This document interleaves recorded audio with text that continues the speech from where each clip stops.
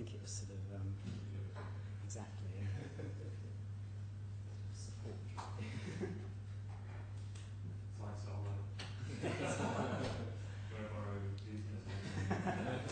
hope I got some support. But no, I think they sort of used to them by temp agencies. So I'm setting up. Just one up.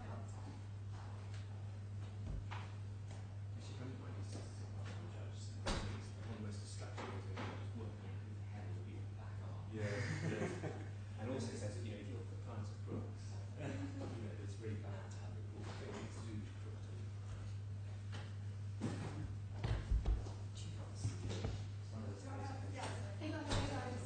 Have you found it? Yeah. Excellent.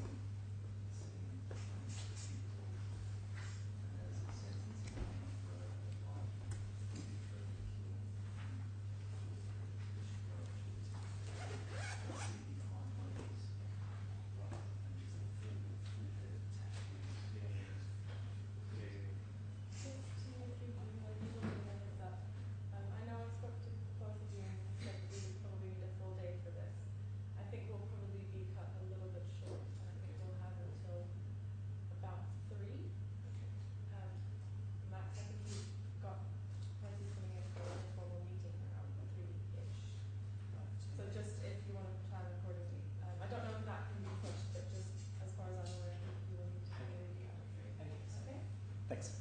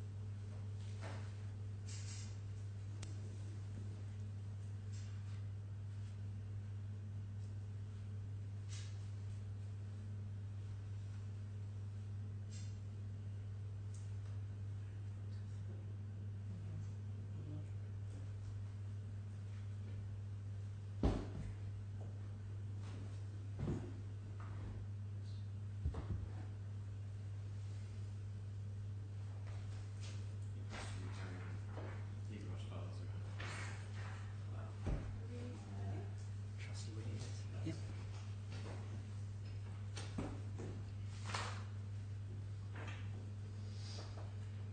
All rise.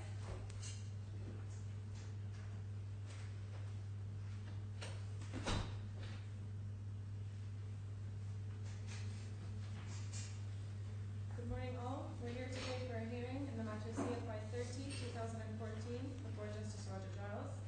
The claimant is represented by Altamini & Co. Lead counsel is Tim Killen, assisted by Tarek Shrey. The defendant is represented by DAMAC Group. Lead counsel is Rupert Reed QC, assisted by Christopher Burke. My Lord, good morning. Gentlemen, just before we start, I do have another matter listed for 3 o'clock, so I'll need your assistance in making sure we finish by then, please. Thank you. Your Lordship has 2 bundles. Bundle A, which is the pleadings, application, witness statements and skeletons, and then Bundle B, which is the underlying documents. Your Lordship will be aware that this is an application to strike out or for summary judgment. The particular focus of this application are the claims of fraud and fraudulent misrepresentation. The defendant's case is that there is no basis for these. They are pleaded in the hypothetical.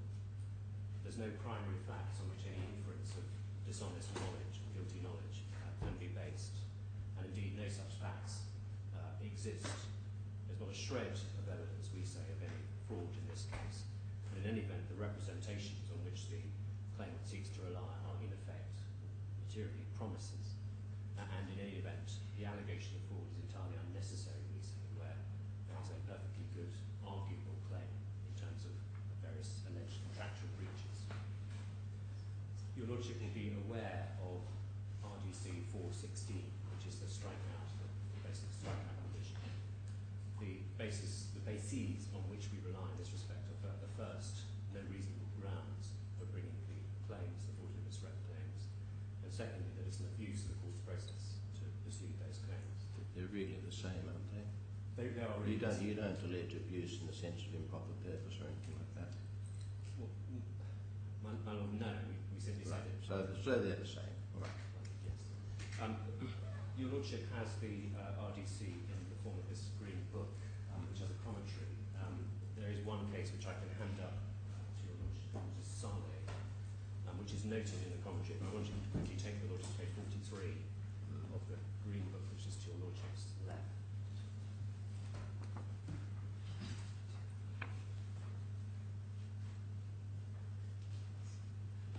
Well, I don't think you need to do any more than look at what is said in the commentary about the.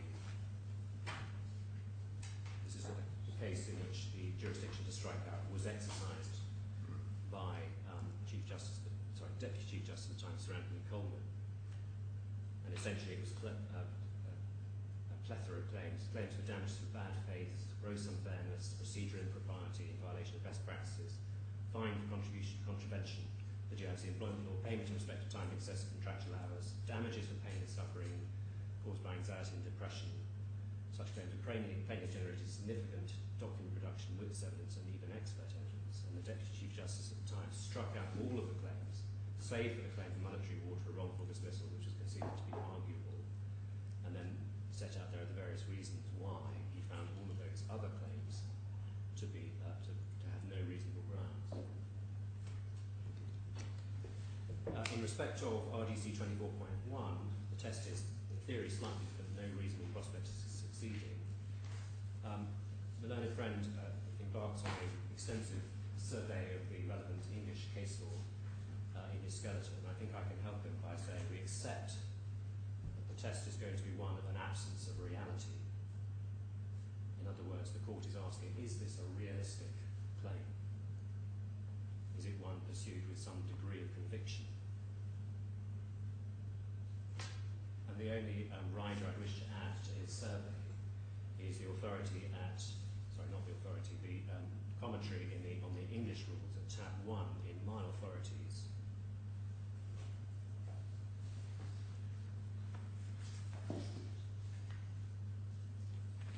That's bundle C.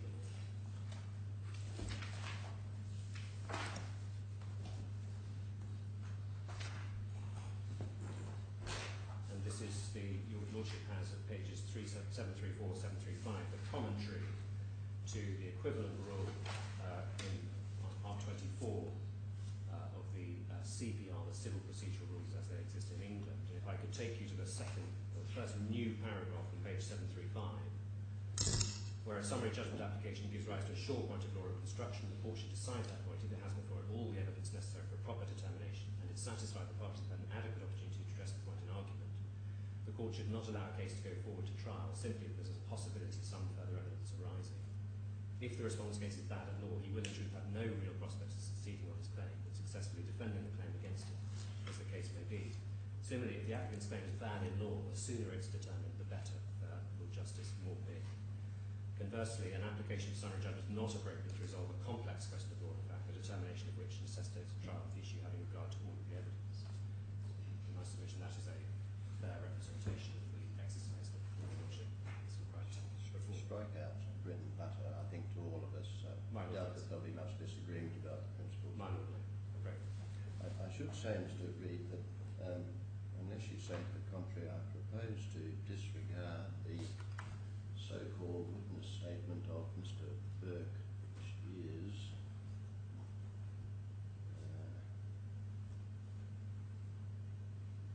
tab 12 in bundle A. It's not a witness statement, it's just submissions, and I take it to be superseded by your skeleton and what you're going to say today. My Lord, so the only issue is that, as your Lordship will be aware, under the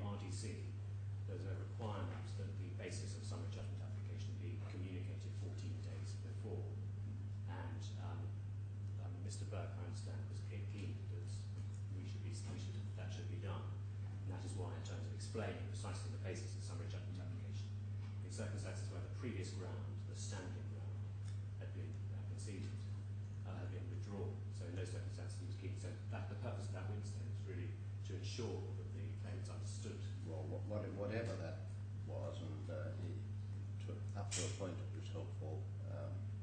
It will be only confusing if I have two lots of submissions, and whereas what I should pay regard to is yours. My Lord, yes. My Lord, yes. Okay. My Lord, in terms of the allegation of fraud, your Lordship will be aware that the requirements for pleading fraud are particularly stringent. It's not enough to say that something may come up on disclosure. There must be some basis for thinking something likely to turn up. And in terms of the RDC, your Lordship's aware of 1743. That's the provision which requires a pleading of fraud should give full and specific details of the allegation, of any allegation of fraud, dishonesty, and malice, i.e. all of the relevant mental elements. And so all of those are required to be pleaded specifically. There are two leading authorities in terms of pleading fraud in the English decisions and one Australian decision. Your Lordship has those in my authorities bundle. They are set out in my skeleton argument of relevant passages here in my skeleton argument. So your Lordship might, it might be worth looking at those very quickly now if we have time. Tab 2 of my authorities bundle.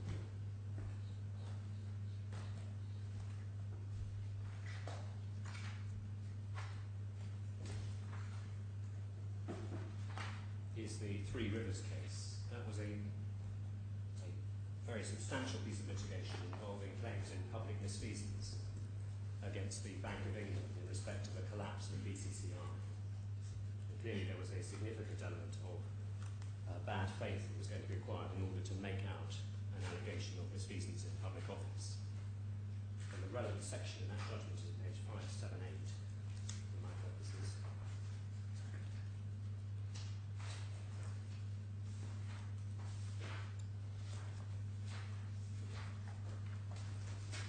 Lord Millet, paragraph 183, having read and reread the pleadings, I remain of opinion that they're demurrable and should be struck out on this ground.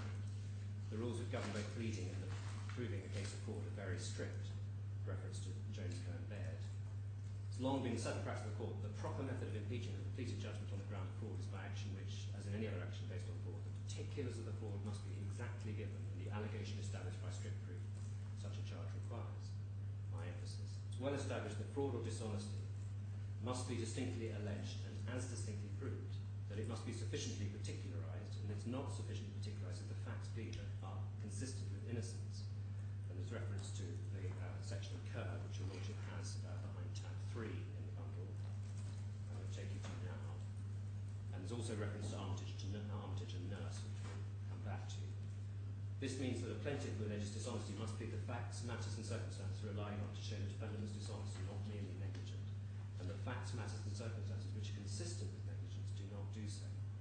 It's important to appreciate there are two principles in play. The first is a matter of pleading. The function of pleadings is to give the party opposite sufficient notice of the case which is made against him. If the pleader means dishonesty or fraudulently, it may not be enough to say willfully or recklessly. Such language is equivocal.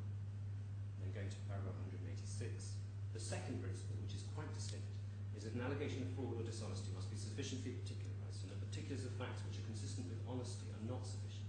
This is only partly a matter of pleading, it's also a matter of substance. As I've said, the defendant is entitled to know the case he has to meet. But since dishonesty is usually a matter of inference from primary facts, this involves knowing not only that it is alleged to have acted dishonestly, but also the primary facts which will be relied upon at trial to justify the inference. At trial, the court will normally allow proof of primary facts, will not normally allow proof of primary facts which have not been pleaded, and will not do so in the case of fraud.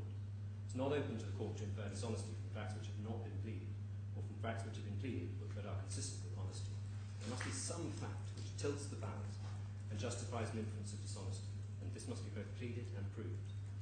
In Davy and Garrett, Lord Justice Thesiger, in a well-known and frequently cited passage, stated, Mr. Reid, while it's useful to be attention drawn, if I may say again, to this, I don't really understand Mr. Killen to dispute the principle. He simply says he complied with it. Right. Now, I may be wrong. Am I right, Mr. Killen? Yeah, Yes, my Lord, broadly you are. We do have one thing to say on the test that Lord Millett puts forth, and that's simply just to point out that he was in the minority in this decision, and he puts it slightly higher than the majority do, and we rely on the majority decision. I see. All right. Well, to the extent that there is some difference, why don't you take me to the majority now, so we know, Mr. Reid, so we know what we're dealing with. If you've got it in, Well, I then we can don't, move on. I don't understand between that great a difference. If my friend wants to take you to other judgments, All right. You'll leave it here. I'll leave it to you. All right. If I may. Let's move on. I briefly explained the reference to Armitage and Nurse. In that case, again, the point was taken about consistency with negligence. And what Lord Justice Millett in that case referred to as being particularly egregious was references to the defendant, it being said in pleadings, the defendant knew or ought to have known in circumstances where there was no positive pleading of guilty knowledge. Knew or ought to, so it was equally consistent with the defendant having been negligent in terms of the relevant mental element. So that's just an explanation as to what is meant by that.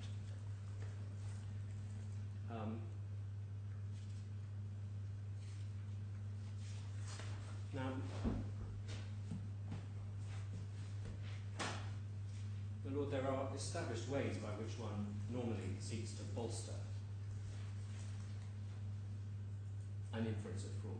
If one suspects fraud, but there's no primary facts which one can establish or plead to base that inference, one can, for example, make an application for pre-action disclosure.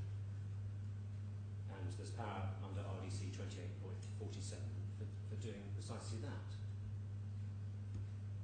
Now, claimants don't like doing that because it's expensive, because you pay the costs of the application and you pay the costs of the pre-disclosure exercise in any event. But the reason why fugitive claimants take that approach and take that course is because it will potentially put them in a position where they can properly plead fraud. Another means to bolster an inference of fraud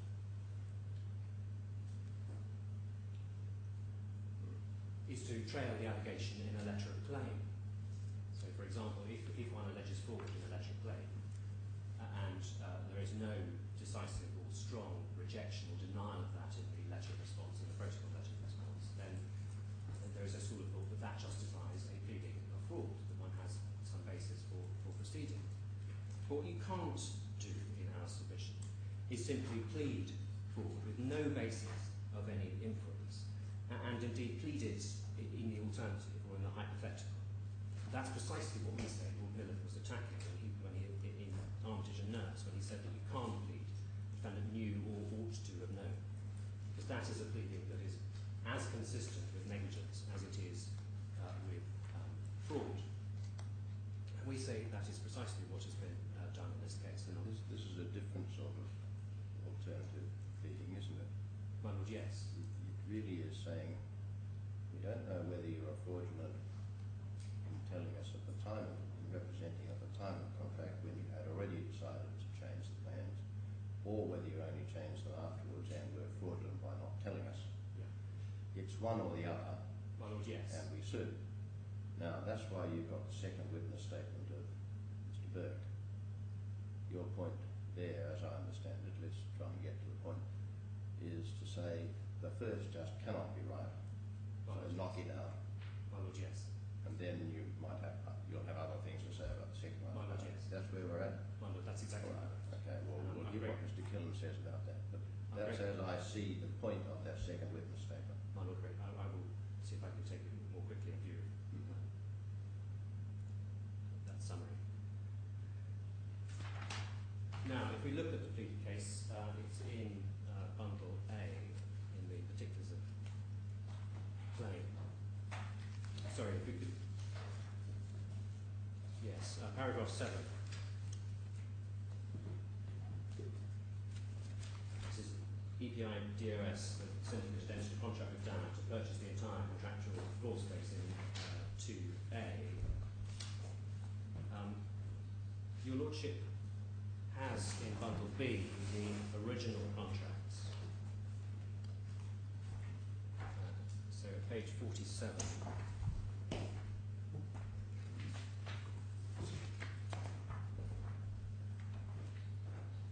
Sorry, 41, I apologise. And this is the original contract that was entered by EPI DOS on the 25th of January 2007.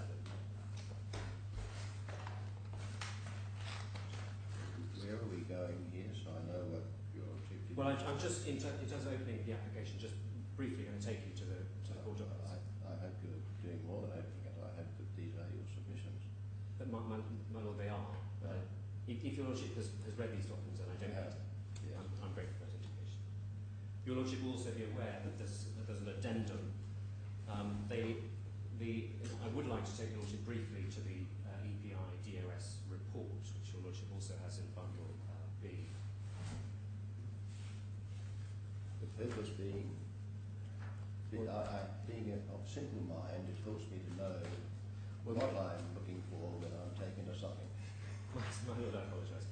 But it is said this is the basis on which it's said that a representation was made by my client, by DAMAC, that there was a report by EPI to a particular syndicate of investors recommending they invest in it, and I'm simply going to make the observation it's clearly by reference to units, albeit that in terms of strategy and recommendation, it's said that this is a good plan to buy 8 units because we'll get the whole floor. There are various advantages in having the whole floor. So that's the purpose. But in terms of the diagrams and in terms of the reference to units, this report, which is plainly internal, is plainly EPI to its own syndicate. So if your Lordship's read but we say that is a particularly poor foundation for an allegation of a fraudulent misrepresentation by DAMAC. Well, you would have to go further, wouldn't you? Your submission would have to be that it would be a poor basis for any representation. My Lord, yes. Because fraud or otherwise doesn't really matter at this point. My Lord, no. It's plainly not by DAMAC. There is some agency that's alleged in both the particulars of claim and the reply, but there's no particularisation of that agency. It's simply said that they were as agent. Take your Lordship to that. But wait a minute, we're doing different things, aren't we? I think we've moved from fraud, although the representation is later picked up in a not very elegant pleading as one avenue to fraud. As I understand your points, your first point is if you read the EPI DOS report, it is incapable, and I use that as a loose phrase for strikeout, incapable, of amounting to the pleader representation. But secondly, and it's a different point, so far as it is alleged that the EPI report was disclosed as agent for DAMAC, there's a problem there too. My Lord, yes. So we've got 2 separate points, as I understand it. My Lord, yes. Is that right? My Lord, yes. Okay. So not a representation by DAMAC, and the allegation of agency, which is, as we say, pleaded without any form of particularisation or specificity. There is then an assignment, and a new contract is issued, and that your Lordship has at tab 5 of the bundle. Your Lordship will have read it. Your Lordship will be familiar with this type of document. We say it's plainly a SPA, or plainly SPA of a particular unit, and there are 8 units, numbers 209, and ascending by reference, as your Lordship will be aware, to a floor area and to a price. It should be noted that the floor area, the units, and the price are the same in the initial 2007 SPA to the EPI DOS as in the subsequent SPA in 2008 to FirstRand.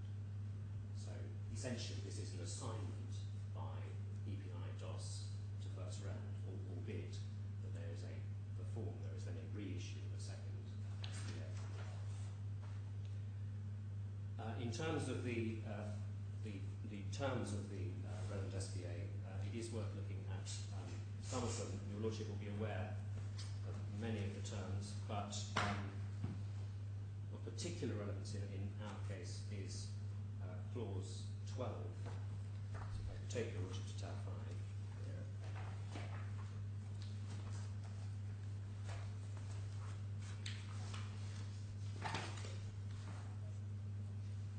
Yeah, this is the variation. This is the variation provision. I won't read it out if your lordship's read it. The particular bits to which I would take your lordship to is 12.1, where the reference is to changes being made to vary and modify the plans.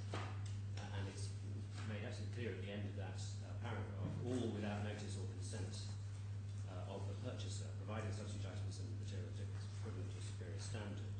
And then in 12.2, there's reference to seller and master can make time variations to the master and park tower plans as may be necessary provided such variations are in substantial or routine nature.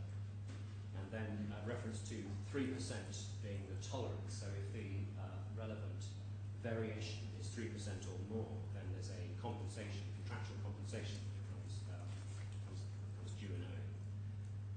And at 12.3,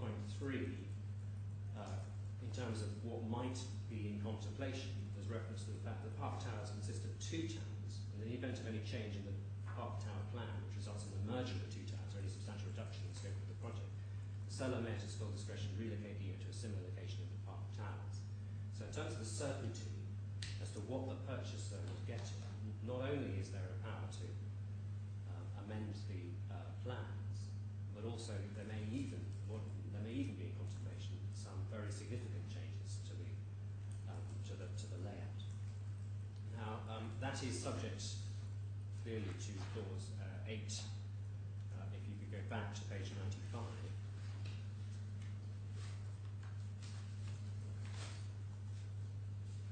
And the 2 relevant provisions are 8.1 and 8.2. So in 8.1, without prejudice to the conditions stipulated in 6.2, the seller undertakes it shall take all reasonable steps necessary to procure the completion date will be on, or as soon as possible after the anticipated completion date. And then H2, the seller undertakes to cause the unit to be built substantially in accordance with the drawing and in a proper and workmanlike manner in accordance with good building practice and good and suitable materials in accordance with the requirements of all competent authorities. So to the extent that there is a power of variation of the floor plan and the layout under clause 12, that is subject to the undertaking by the seller in clause 8.2 that it shall be built, the unit will be built substantially in accordance with the drawing. So it's subject to the variation is subject to that control. Now, we, DAMAC entirely accepts that there are arguable claims in the for breach of clause 8.1 and 8.2. Clearly there's an issue as to whether all reasonable steps were taken to hand over by the anticipated completion date. And clearly there is going to be an issue at trial as to whether the variation or the new layout was substantially in accordance with the plan at Schedule 5.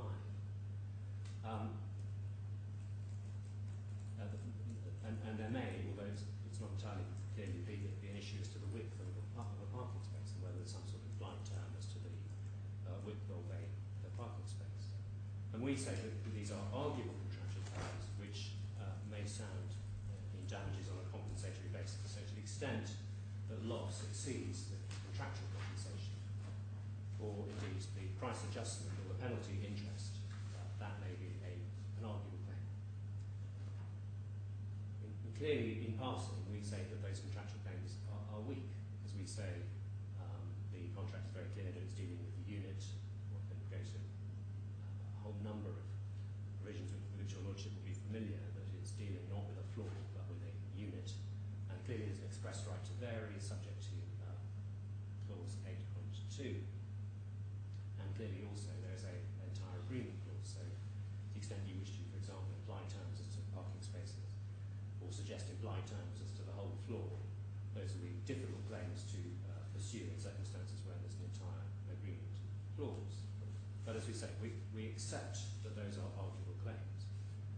What then happens is that the claims take a strange turn in that what are clearly in our submission terms are recharacterised as misrepresentations. Now, my learned friend has taken you in his authorities to the law of obligations, and your Lordship will be aware there that a misrepresentation is a statement of fact, past or present. Now, what is plainly excluded in terms of defining under the law of obligations a misrepresentation is any statement of future fact. And we say the reason for that is that a statement of future fact is in effect a contractual promise. If the term alleged is a term that FirstRand would acquire as pleaded the entirety of Law 2, that is a contractual promise for future delivery of the entirety of the second floor. That would be a term, and it should be pleaded, and it is pleaded as a contractual term. What then happens is in paragraph 22 of the pleading, those terms are then pleaded as misrepresentations. So looking at paragraph 22, DAMAC represented to FirstRand that FirstRand would be purchasing the whole of floor 2.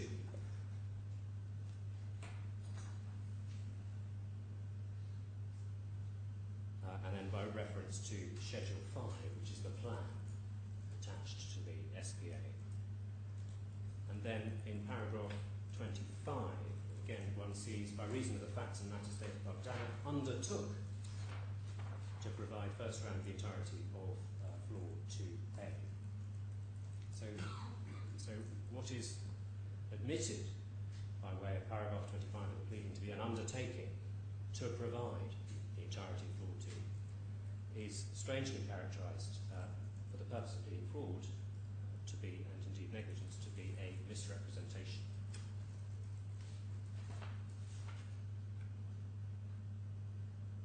There's an attempt, a valiant attempt by my learned friend in the skeleton to recharacterise what is clearly pleaded as an undertaking or a statement of future fact as a statement of present fact by saying that what is really being said here is the property for sale was the whole floor, and that is a present fact.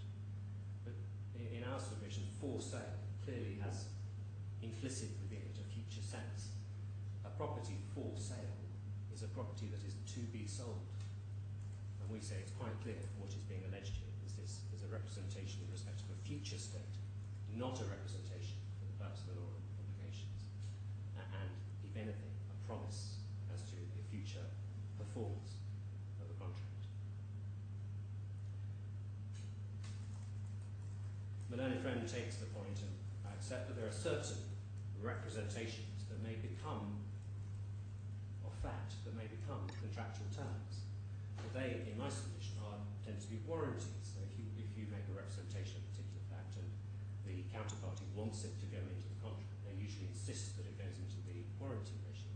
And that doesn't, by itself, doesn't mean that there is an equivalence, that anything that is a representation, anything that's a contractual term can also be a representation. Representation must clearly be of past or present fact. Your Lordship is right, we also take the agency point. There is no relevant statement by DAMAC that is pleaded. All that is pleaded is essentially what is in the contract by Schedule 5, the plan that is attached, the EPI DOS report with the allegation of agency. I've explained what our submissions are in respect of that report. We say there's no hint that it has anything to do with our client. There's also reference to, in paragraph 23, to representation made firstly in the EPI DOS report and secondly orally, but nothing well, first of all, I should say that is said to have been made by EPI DOS, and secondly, it's entirely unparticularised. There's no reference to any particular misrepresentations that are said to have been made orally by EPI DOS. Your point really is it that while there is an allegation of agency, there are not pleaded facts to justify the conclusion of agency. Well, my Lord, yes. Have I got it right? Your Lordship has. Right. If one is going to plead agency, one ordinarily actor is an appointment of someone as an agent, or director, whoever is said to have agency, or ostensible authority, so there's some sort of holding out by the principal. Just before we move on, I seek one matter of clarification from Mr. Killen. I think it's probably to be understood. Mr. Killen, would you be good enough to look at paragraph 20.1 of the points of claim?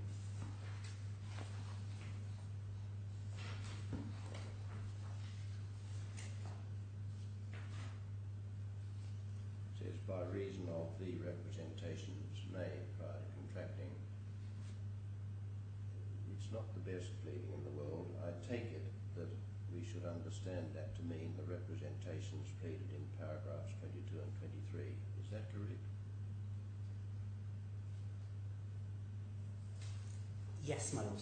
20.1.1 is the representation made by way of Schedule 5, and 20.1.2 are the representations made in the EPIDOS report and orally by EPIDOS. Thank you. All right. That seemed clear enough, but I thought I would make sure. My lord, yes. My lord, in terms of the agency alleged, in our submission, it would be an extraordinary agency. EPI, after all, had dealt with DAMAC. I'll hear from Mr. Killen on this one. You're on to something else. My lord, yes.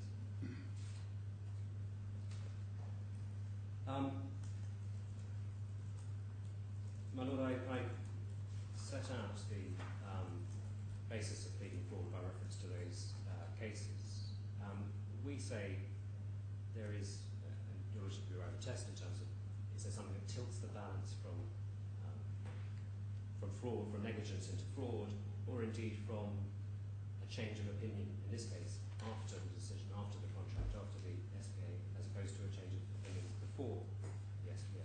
We would say that balance. So that's really not the pleading, though, in paragraph 60, is it? Paragraph 60 is really a different animal, as I understand it. It says there is that DAMAC acted fraudulently, and it's got nothing to do with the prior representation, or at least I suppose it's got a sort of a starting point with the prior representation, but then it says that the fraud was hiding the change. The fraud is nothing to do with the fact of a change. The fraud is hiding the change. Well, my lord, I think there are... That's a different animal. My lord, there are two frauds. I accept that. I'm dealing now with a pre-contractual fraud. Right. And so, in terms of those paragraphs, I draw attention, first of all, to paragraph 58, where it's pleaded that the representation was all became false. And obviously, the all became has an implicit ambiguity in terms of saying, well, and even if it became, even if it contemplates that the representation may have become false, i.e. that it wasn't false at the time it was made before the SPA. And then at paragraph 59, further, insofar as DAMAC had already taken the decision. Now, again, either it had taken the decision before or it hadn't. So the use of insofar as is sort of fig leaf, if you like. Well, Clearly, I take that as really meaning we don't know whether it was had already or had not. my lord, yes. If it had already, it's paragraph 58. If it hadn't, it was paragraph, 59. If it hadn't, it's paragraph 60. It must be one or the other. That's really what they're saying. My lord, yes. So, insofar as should be read as if, Alternatively. My lord, yes, but it's insofar as is a slightly odd turn of phrase where what is really being said is if. It's not the only oddity in this My lord, document. no. So, and that, your lordship will have read what we say in our skeleton, is what we say about the pleading being hypothetical. And that is why, looking at those provisions 58 to 60, we say that. Just in terms of authorities, your lordship, I've taken your lordship to the English authorities, and in terms of the seriousness of the allegation of fraud, I drawn your attention in the skeleton to the power in England under the Senior Courts Act, but in the GIC courts under almost exactly similarly worded, identically worded provisions in the RDC in respect of wasted costs, that there is a jurisdiction in England that there is here. In no sense is an application being made for any exercise of that jurisdiction, but it is a mark, a reflection, we say, of just how seriously allegations of fraud are taken and how properly they need to be made and pleaded. Your Lordship has, in the authorities bundle at tab 7, that power to, under the English system, to disallow costs, to order legal representatives to meet costs. As I say, those English provisions are reflected exactly in RDC 38.83, but that your Lordship has that in my skeleton. The test that your Lordship will see in my authorities bundle at tab 12. Test for what? Sorry, the test of whether fraud can be properly pleaded for the purposes of wasted costs order. But you're not asking. I'm not asking. Order. I'm not asking for it, but I'm interested in the test of whether it can be pleaded my Lord, for striking out purposes. my Lord, yes. My Lord, the test there is whether counsel had material sufficient to lead responsible counsel to conclude that serious allegations could be based upon it. And so, my Lord, we say that if that test applies in respect of wasted costs, it may be that It's a quite different animal, because I'm not concerned with what information they actually had. There's no investigation of that before me, as would be appropriate if the wasted costs order was in question. Well, that concludes what I want to say about fraud. Moving on to negligence, clearly our starting point is that there is no representation of fact. So again, we say there's a negligent misrepresentation. That is a very odd pleading. The representation that one sometimes sees pleaded is a representation as to the contractor's genuine intention. Now, in our submission, that is an anomalous pleading in itself. It would be a way of converting a contractual promise into some sort of misrepresentation. We don't have that here. Well, I'm glad to say, I mean, if one sees it pleaded, it's anomalous, we say, because under Article 40 of the Law of Damages and Remedies, if there's an egregious breach, if there's something that the court thinks there's a promise that the promisor never intended to perform, there's a remedy there. So one doesn't need an additional misrep claim. If it's even if it were a representation as to the DAMAC's own intention, we say, how on earth could that have been a negligent, implied representation as to genuine intention to perform the promise? So we question how that could possibly be characterised as a negligent representation. And indeed, we repeat our point in respect to the law of obligations that a representation needs to be a matter of past and present fact. So, what you've said really hasn't directed itself to the allegation of the assumption of a duty of care in the tort. I don't think. Were you going to say something about that? Well, my Lord, yes, because that I dealt with in my skeleton. I deal with under the post-contractual claim. That is based, as your Lordship will be aware, on an allegation of a duty of care under paragraph 25. And if one looks at goes back to paragraph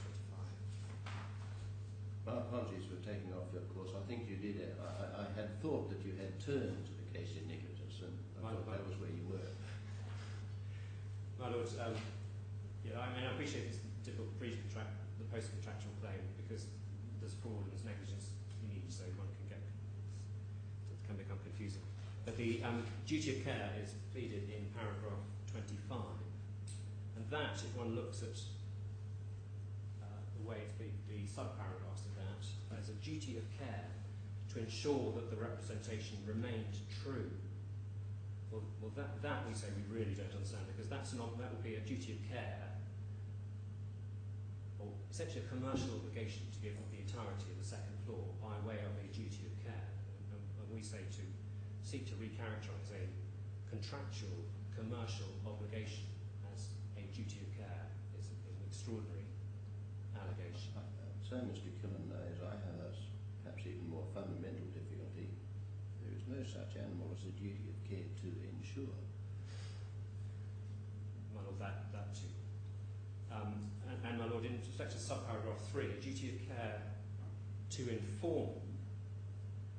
Now, there are clearly cases where one has a duty to inform a commercial counterparty, but those, as we have seen under the law of obligation, arise where there's a specific duty of disclosure. Now, common law, that arises, for example, in insurance contracts, where there's a duty of the utmost good faith, or where the contract is characterised in common law as being verimi fidei. But those are very specific categories of cases. The classic example is a contract of insurance, where there's a duty to give duty of care to give disclosure of material relevant facts. But it's quite plain that although a contract for sale of land has elements of good faith, that is restricted to defects in title.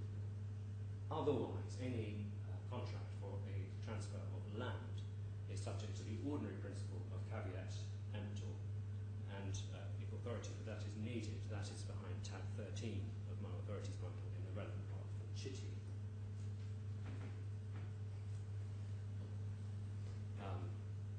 But I may leave that for Lordship's note. Yes. Now, in terms of how the post-contract allegations then developed, the Lordship is right to go to paragraph 60.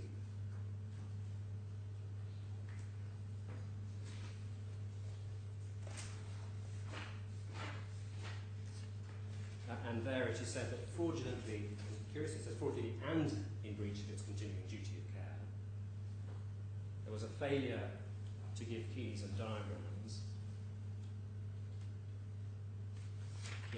Sorry, I should say the reference back to 25 is clearly picking up the duty of care allegation. And failure to inform. And we say to allege that that is a fraudulent failure where there is no representation,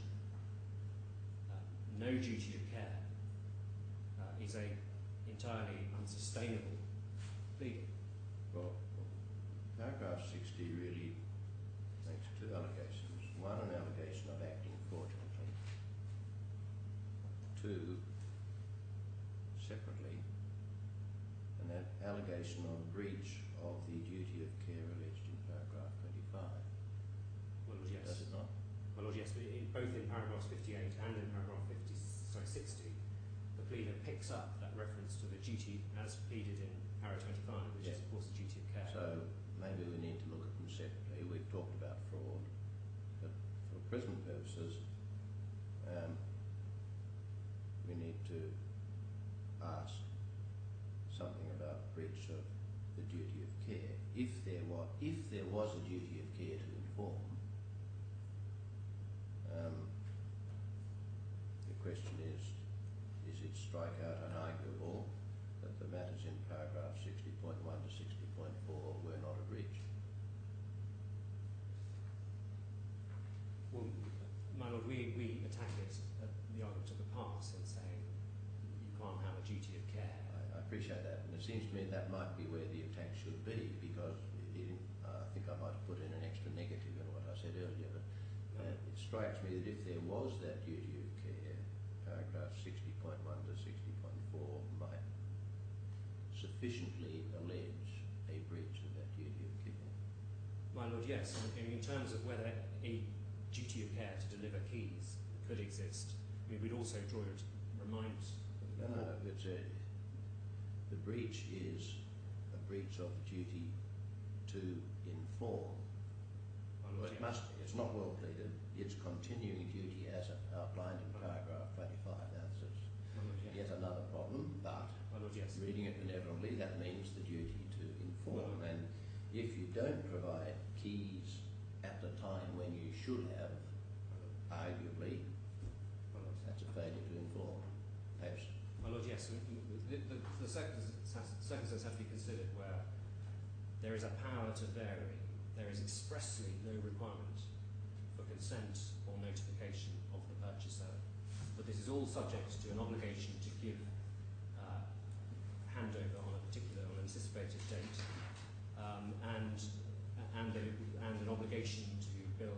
substantially in accordance with plans. So we say that, first of all, if it were possible, there should be any duty. No duty would in fact arise in circumstances where in the contract, in the terms of the contract, there's a very clear scheme for variations, for no requirement of information or notification of those variations, and then for compensation to be paid in respect of any variation, and indeed any variation to be subject to the obligation that the layout be substantially in accordance with the plans.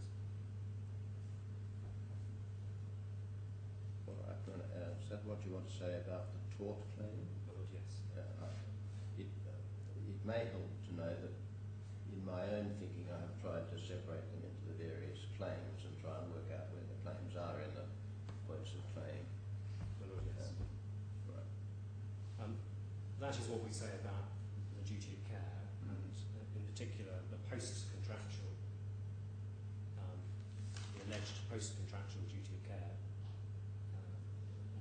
And insofar as any implied term might be sought to be alleged, we say it's perfectly clear what the contractual scheme is, and there's no basis or necessity or any other basis for seeking to imply terms around that in terms of immediate disclosure of any variation.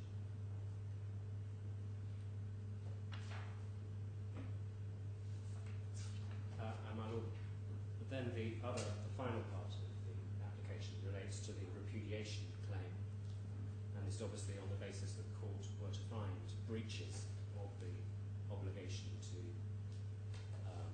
use reasonable endeavours to complete by the ACD, or the obligation to construct in accordance, substantially in accordance with the plan.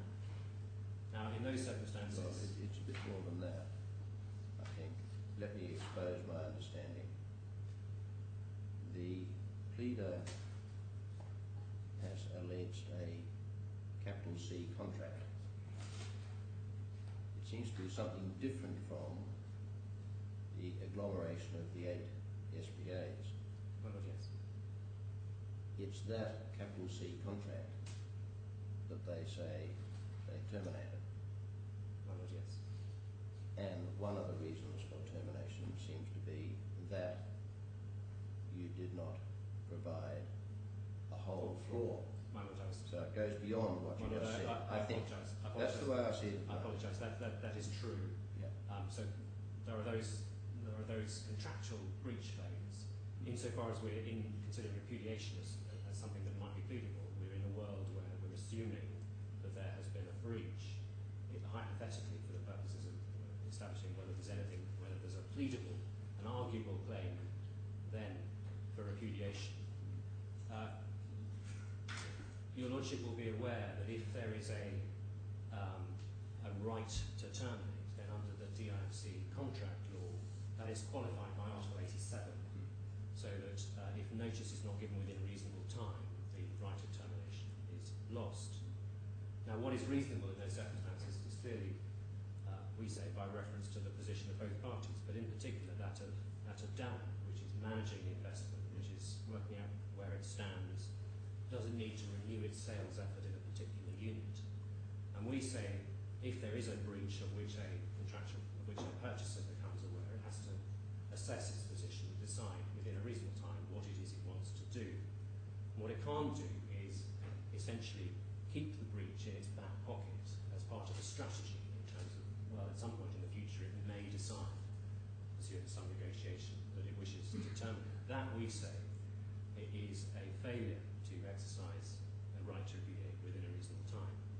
Now, I'm going to focus, as I do in my skeleton, on essentially two breaches. First of all, what I might call the layout breach. So either not building substantially in accordance with plans, or a failure to give the entire second floor. Now, if I could take your Lordship to bundle B.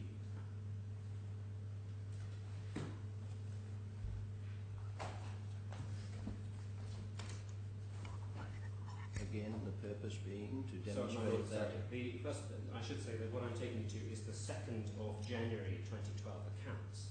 Yeah. And we say it's clear from these accounts that actually compensation, statutory compensation with respect to a variation of a layout is being paid.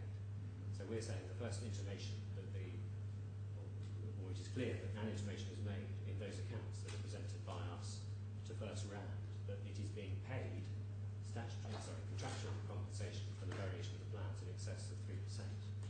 So if I could take you to page 191 in that bundle.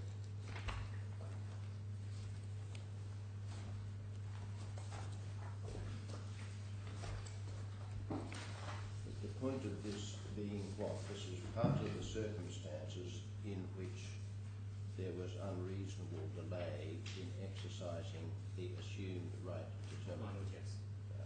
So, my Lord, this is a statement of account. Secondly, you'll see at the top, so page 190. This is in respect of Unit 210. Statement of account 2nd of January. And then if one goes over page to page 191, one sees these various items. And the third and fourth items, or the third item I should say, is area variation, SPA, more than 3%. So how did this work? Under the, I don't think I've got this into my head yet, but under the SPAs there were term payments every so often. Oh, yes. And for this term payment, DAMAC sent a bill which was not for the full X dollars, but was for X less an adjustment because of floor area. Euro, I should say. Well, is that the way it works? Or essentially, this is a running account. So if you look at 190, there are the various instalments, and those appear in the debit column. Mm-hmm. And then in the credit column, you get the payments that are made in 09 and 2010. Mm-hmm. And then there's a continuing account, because not least because there's an 8th instalment still to be paid, and that's actually the final item on page 191. But within that accounting process is clear reference to the variation in the area and to by reference to the SPA and to the fact that the variation exceeds 3%. And that isn't just flat 210, that's also units 215 and 260, which are on pages 198 and 202. So is your point then that by sending this statement of account, the purchaser was told there have been variations to the area? My Lord, yes, and you are being credited. What does that tell the purchaser about there are 10 units, not 8 units?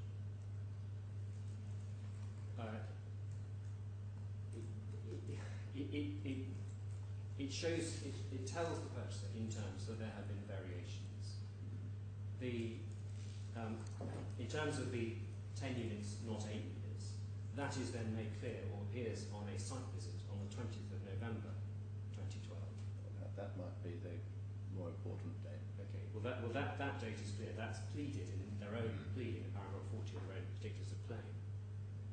And notwithstanding that they had notice of a variation in January 2012 and that they knew they weren't getting the whole floor in November 2012, no attempt was made to serve a termination notice until the 28th of August 2014.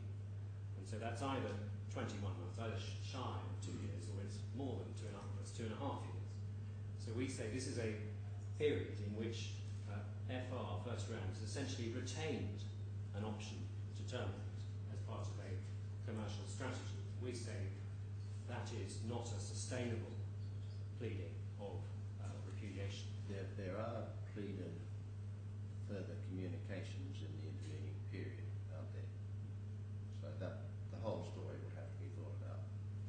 Well, wouldn't it? Well, my Lord, we say in terms of has termination occurred, or purported termination occurred within a reasonable time, one is entitled to take a summary approach and say in circumstances where essentially 2 years have passed, that is no longer a reasonable time. Notwithstanding, No matter what may have happened at any time. No matter that there might have been, and I put this hypothetically just to test your proposition, that until 6 months before the actual termination, the parties said, look, we agree that no point will be taken about delay in exercising a right to terminate while we have our discussions. You must pay regard to what happened in the meantime. Well, my lord, if there were a standstill in those sort of terms, but there isn't. There isn't a suggestion of any standstill. I don't know what happened. I know there were further communications. That's all I know from the pleading. Well, my lord, it's not pleaded by the claimant. This point has been taken in the witness statement of Mr. Burke. If there were, for example, a standstill or some document which made it was reasonable for them to have delayed for 2 years, then it would have been very easy for that disclosure to have been made in response to this application. But it hasn't been. And we say there is no suggestion that that any negotiation took that course and there was any sort of suspension of the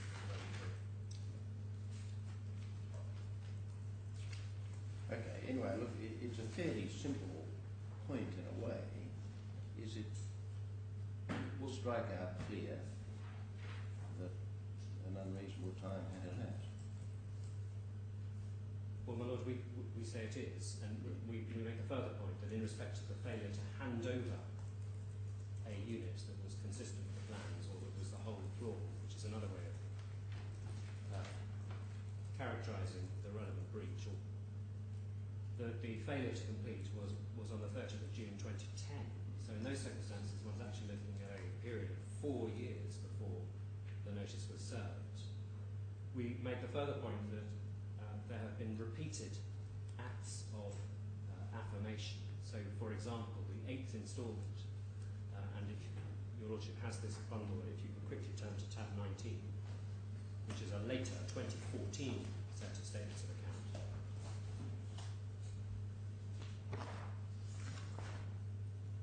What was the bundle again, please? Sorry, this is bundle, well, I got it as B, so Yeah. this is B, page 257. 257, thank you.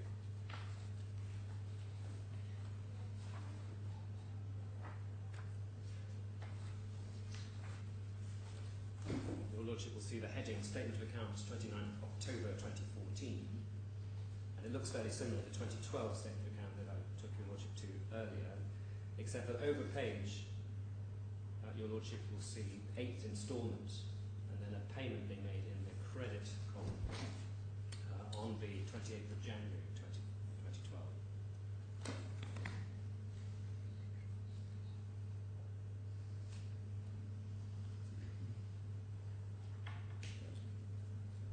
And indeed, if one goes back one tab, one has a statement of account in respect to service charges.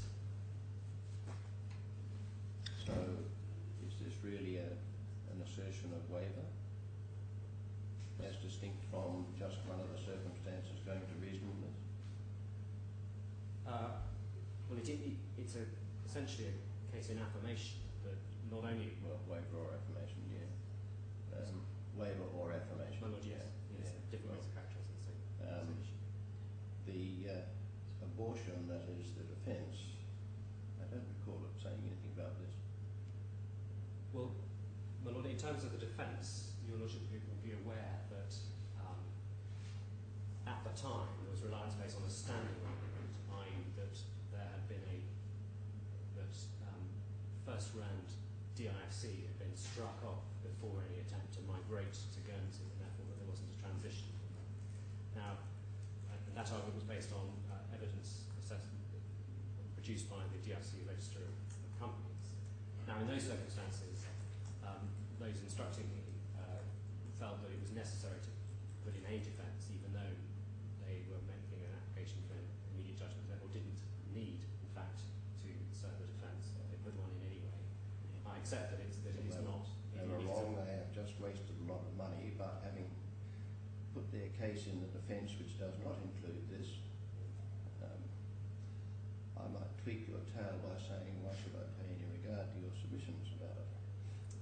Nor does the defence plead the entire contract clause. Well, my lord, that is true also. I mean, I do make the point that they didn't in fact need to insofar as it pleads a series of bare denials, it clearly needs to be particular. Undoubtedly, we'll come back to that.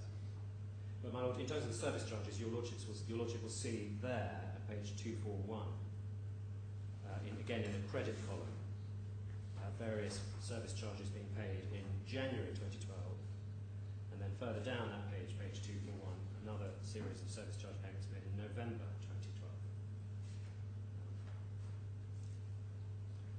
Now, in terms of the pleading of repudiation,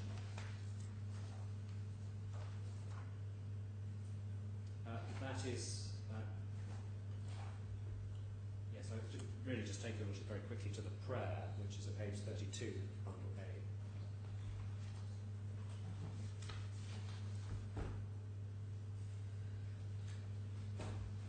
And make the point that there is both a claim advanced for a declaration as to termination,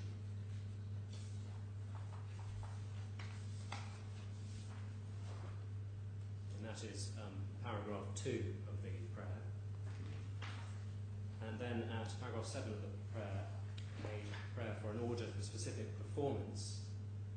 Now, this is, in my submission, extraordinary pleading, reflecting a big failure to make an election between either, on the one hand, terminating the contract and pleading, seeking a declaration as to its repudiation, or seeking a specific performance. In my submission, it's unprecedented to come to a commercial court on the basis that one wants one or the other. Either you seek repudiation or you say there's been a breach and we're entitled to damages, but it seems extraordinary at the same time to be seeking an order for specific performance. So we say they haven't even yet made their election. They are still, in effect, gaining their remedies 5 years after the anticipated completion date as it was extended. It's going to be an interesting situation if it's held that there is not the capital C contract, which will leave all the individual contracts on foot and unchallenged. However, that's only an observation. My Lord, yes.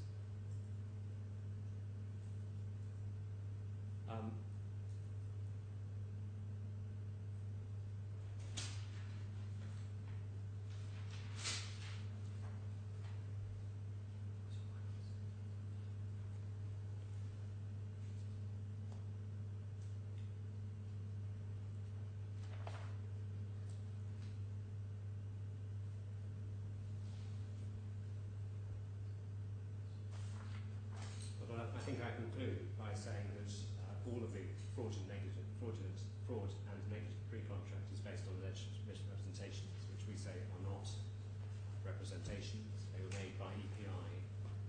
The allegation of authority is, we say, entirely unsustainable. The only representation that could be arguable would be one that would be implied. That is nowhere pleaded, and we say would be excluded in any event by the entire agreement clause. We say as to fraud, there's not a shred of evidence of fraud, there's not a single fact which gives rise to an inference of pre-contractual fraud, and we say it's a very serious allegation, and one that should be properly particularised, should have a proper basis in terms of primary fact, and we say should be struck out.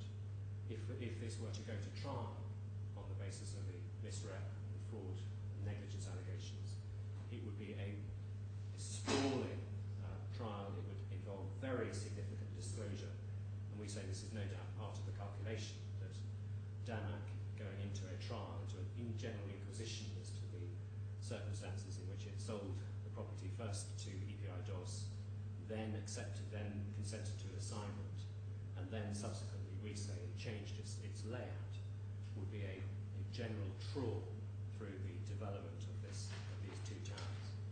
And we say that's completely unnecessary when there could be a properly focused trial focused on the arguable claims to breach which FirstRand has. In that circumstance, we make our application of this and insist on watching further. No, I'm grateful, thank you. Remind me, though, to come back to the question of what to do about the so-called defence. Yes. Mr. Killen, thank you. My Lord, my learned friend has placed the main emphasis of his application on the pleading of fraud, and so I propose propose to start there.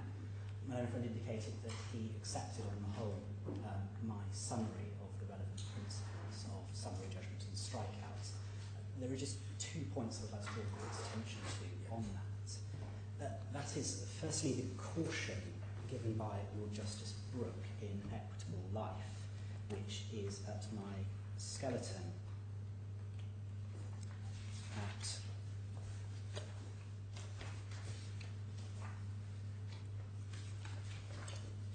paragraph 26.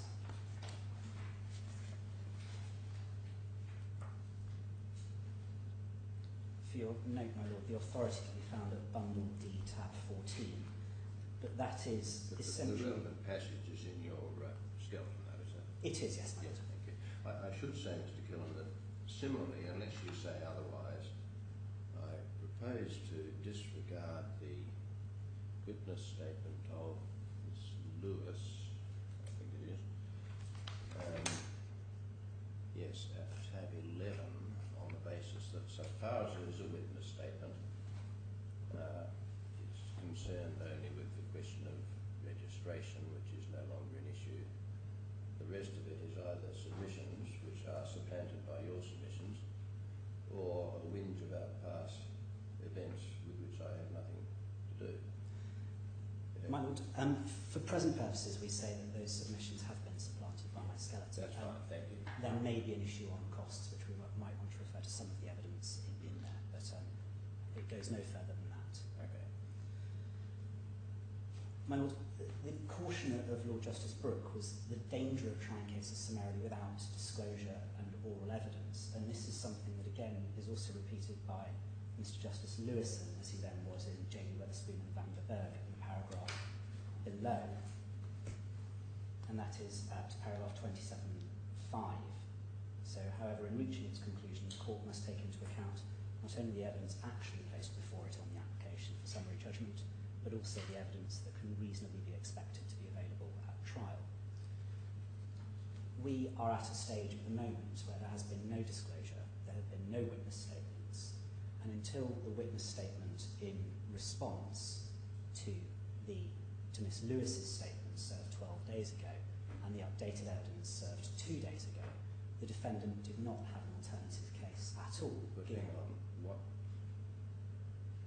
is that Miss Lewis's statement that we have just been talking about? It is. That has no relevant evidence. That's just... No, my lord. No, my lord. I was so referring there's to... nothing to respond to? Precisely. I was referring to Mr. Burke's statement and simply saying that until that statement 2 days ago with some updated evidence, there is no alternative case put by the defendant at all. Is it convenient now to ask you, in the light of that recent witness statement of Mr. Burke, which in effect says, listen, our change of mind was after contract, and it's quite clear from these documents that at the time of contract we intended to have 8 units. Does that really take away paragraph, I think it's... Paragraph 59, my lord. I believe it's paragraph 59. Yeah, 59. Does that really take away paragraph 59 or not? We say it doesn't. Firstly, Right. we note that if the defendant had wanted to put that case, then they could have done so, firstly in their defence in October last year, Yeah. secondly by their application, and they did not. It came in 2 days ago.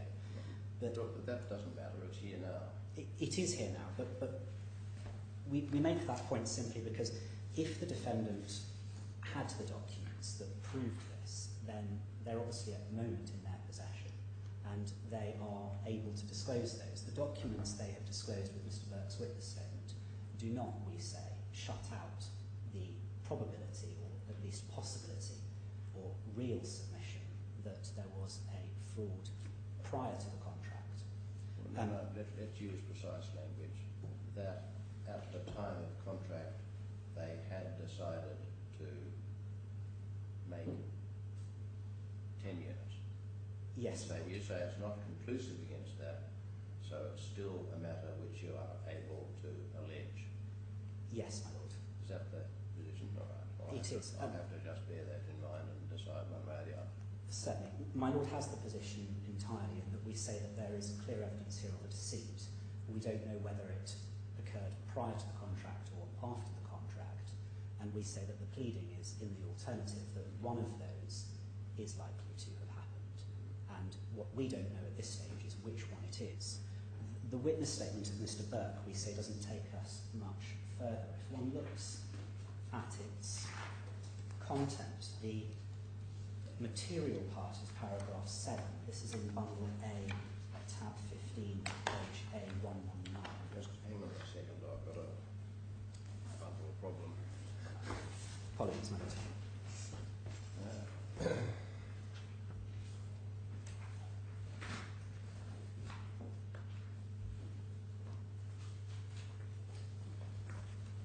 I have that witness statement, yes.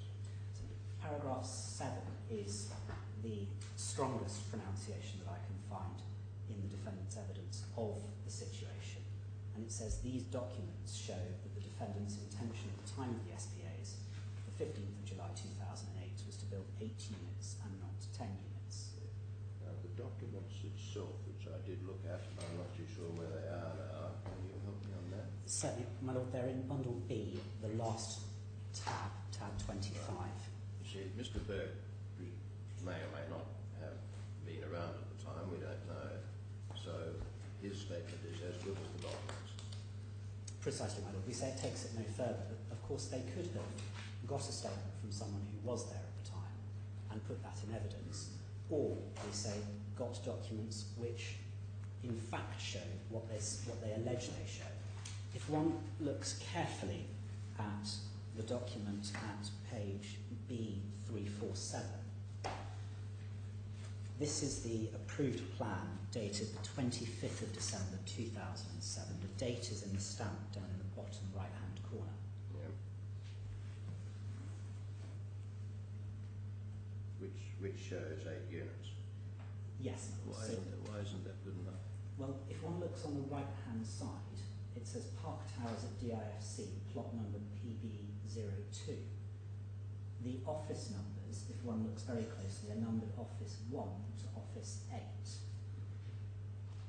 The tower in which the claimants purchased space was in fact plot PA, and the offices they purchased were numbered 9 to 16. So this is a plan of the wrong tower. That this is the case is also made clear on the SPAs, where the unit sale and purchase agreements refer to the units as DFO/2A. This is 2B. Where do I see 2B? Apologies, my Lord. I missed that. Yeah, sorry. Where do I see 2B? 2B is on the right-hand side. There is a tab about 2/3 of the way down, and it says Park Towers at DIFC, and it's got the Park Towers symbol, and then it says plot number PB02. I see. So the B and the 2 you pick up as 2B. Yes. I see. All right. Yes, precisely. And also the fact that the offices are numbered 1 to 8 rather than 9 to 16. Right.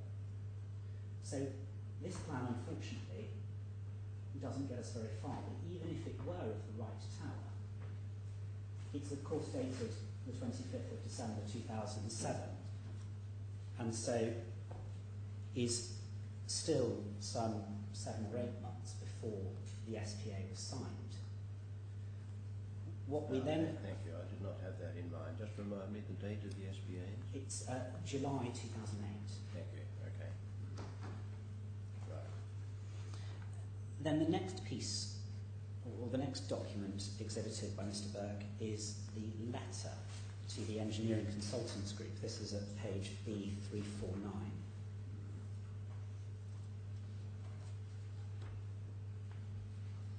Yeah. This is dated the 13th of July 2009, and it refers curiously to revising layouts again. At the second paragraph it says, consequently we have had to revise layouts again. and accordingly submit to ECG full details herewith, as per hard copy and soft copies attached. So it appears that there were previous amendments, but we haven't got those letters, and we don't know what they say.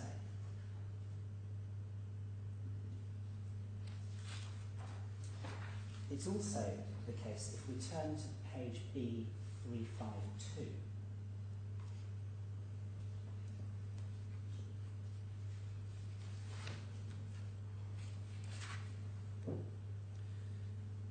halfway down that page are the relevant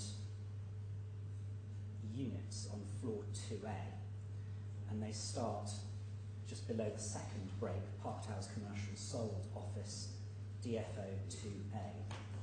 And then in the third column from the right, sorry, the second column from the right, there's a percentage difference. Now, one assumes that that is the percentage difference in floor area from as originally planned to as now planned. The numbers are... Well, these are different from the ones as they turned out. Yes, they are, my lord. And so we don't know if these are additional changes. So there have been variations between the units themselves, or whether there were changes made after this. In any event, this document is dated the 6th of July, 09. The plan, the new plan, that Mr. Burke relies on at page B368 is dated the 7th of July 2009, and he says this is the one which shows 10 units. Curiously, on a document dated the day before, there are only 8 units shown on floor 2A.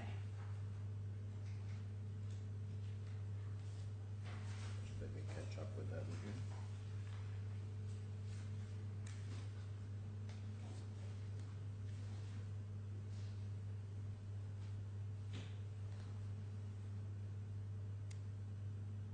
Yes, I see. Okay. So we say this again raises questions.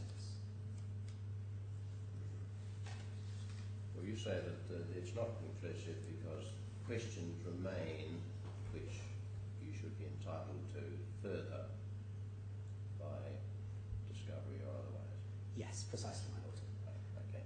But we also say at this stage that if there were documents that could prove it conclusively, these would be in the defendant's possession, and they would have been able to either refer to them in their defence or disclose them when the application was originally made, or at some later date. The documents they have disclosed don't take us there, and so we say that certain inferences can be drawn from that.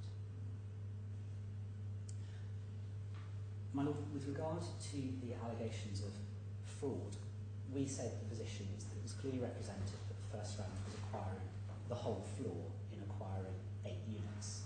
And we say that Schedule 5 says as much, and insofar as the court will permit us to rely on the representations from EPIDOS, we say the representations are the same, and they take us to the same point. It's admitted by the defendant that this is false. Ultimately, there were 10 units on the floor and not 8.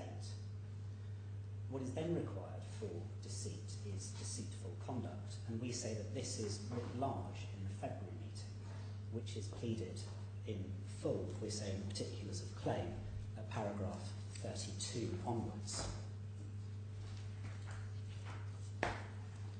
This is in bundle A, starting at page A21.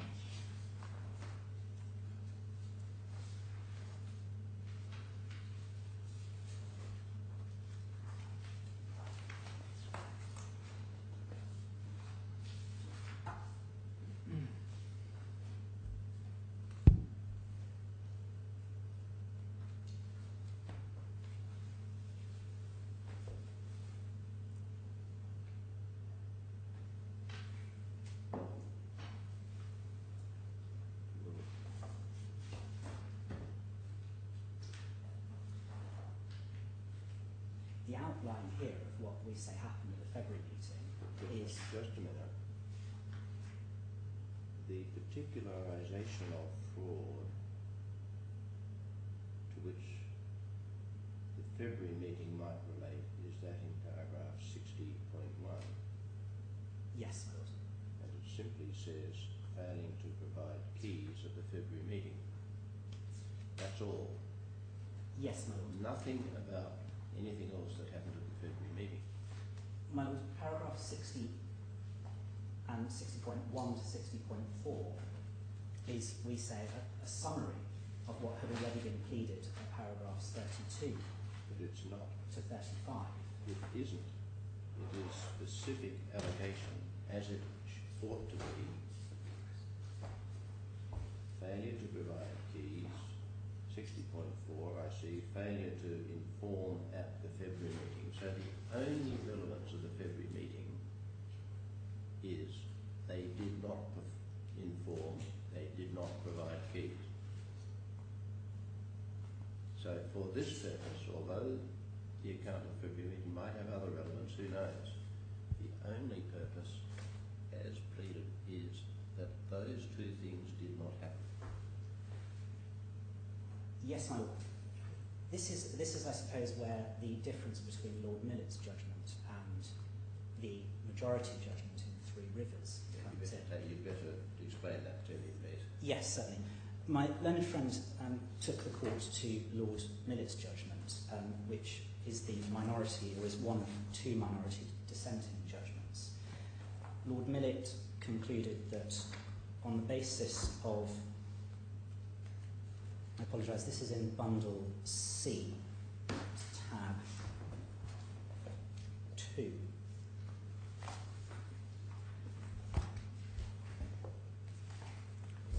My learned friend relied on Lord Millet's judgment to make two propositions. Firstly, that fraud... It wouldn't be best if you took me to what you say the majority said, which is certainly slightly different. Certainly. It's Lord Hope's judgment, which starts at paragraph 47. That's page C18, tab 2. Yep. This is also summarised in the skeleton.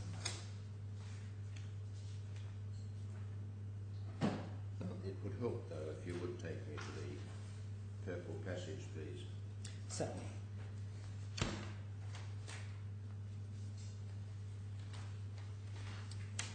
So the relevant parts, we say, are paragraph 47, the third sentence, beginning, the issue here is directed to the sufficiency of the particulars.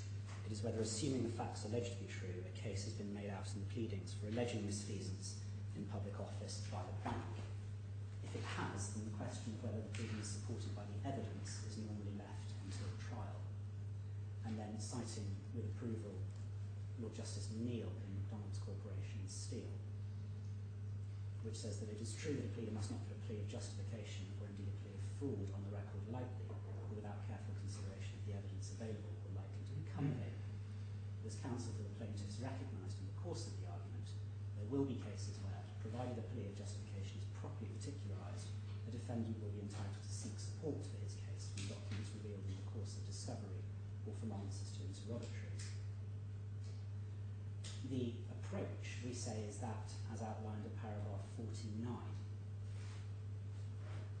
where Lord Hope approves a section of Lord Justice Savile, as he then was, judgment in British Airways Pension Trustees and Sir Robert McAlpine, says that in my judgment a balance must be struck between the need for fair notice to be given on the one hand and excessive demands for detail on the other. The basic purpose of pleadings is to enable the opposing party to know what case is being made in sufficient detail to enable that party properly to prepare to answer it.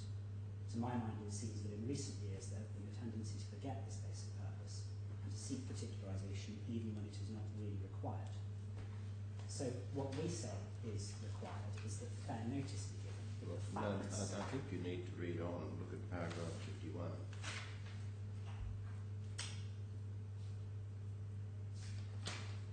Yes. So Lord Hope is, as it were, putting a gloss on the general position where there is a question of fraud.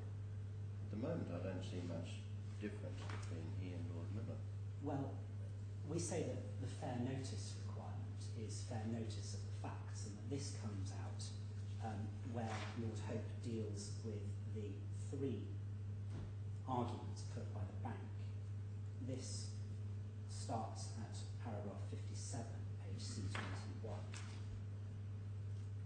one of the arguments put by the bank, and this starts in the last sentence at the bottom of page C21.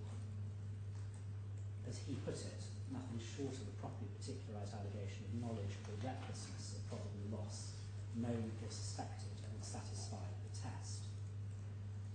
Lord Hope rejects that argument at paragraph 58,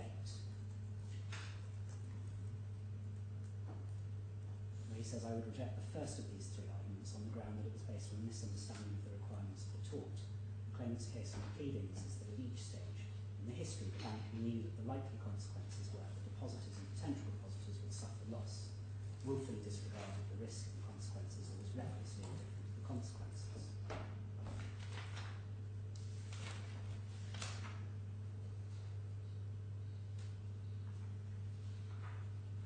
And then he says, I do not, point 2, paragraph 58, I do not think that it necessary for present purposes to choose between the various phrases that may be used to describe the nature or degree of the risk. My learned friend, as I understood it, relied upon the authorities to say that if facts were consistent with either negligence or recklessness or fraud, then that was insufficient. What we say, Lord Hope is saying, is that if the facts are relevant with or are consistent with either, that provided the plea is made clearly, so provided clear words are used to show that what is being alleged is a deceit and not something less, then that in itself is sufficient. And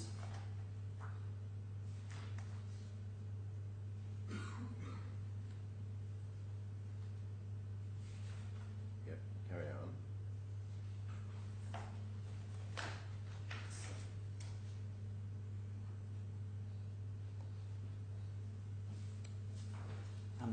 This, apologies to take you back, my lord, is also made clear at paragraph 55. The last section of that, where Lord Hope says, of course, the allegation of fraud, dishonesty or bad faith must be supported by particulars. The other party is entitled to notice of the particulars on which the allegation is based. If they're not capable of supporting the allegation itself may be struck out. But it is not a proper ground for striking out the allegation.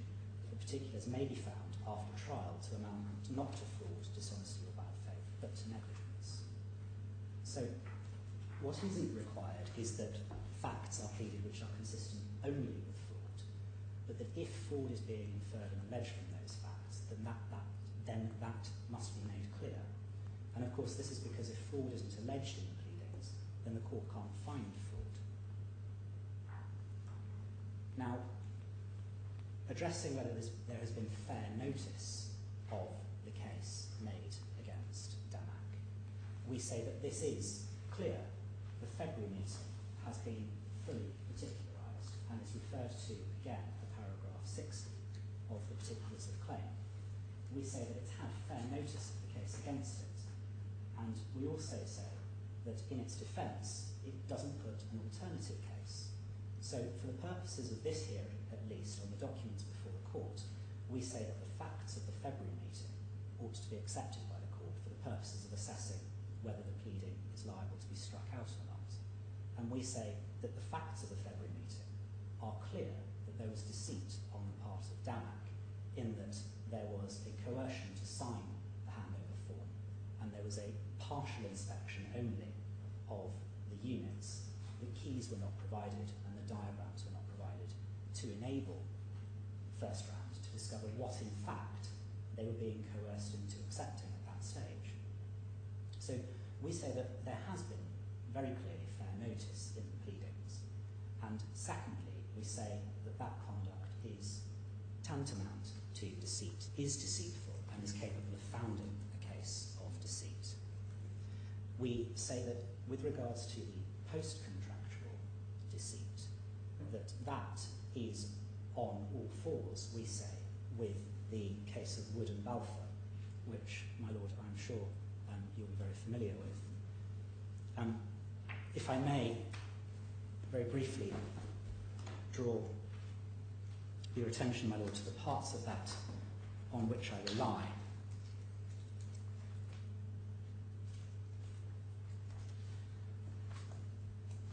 This is at tab 17 of bundle D.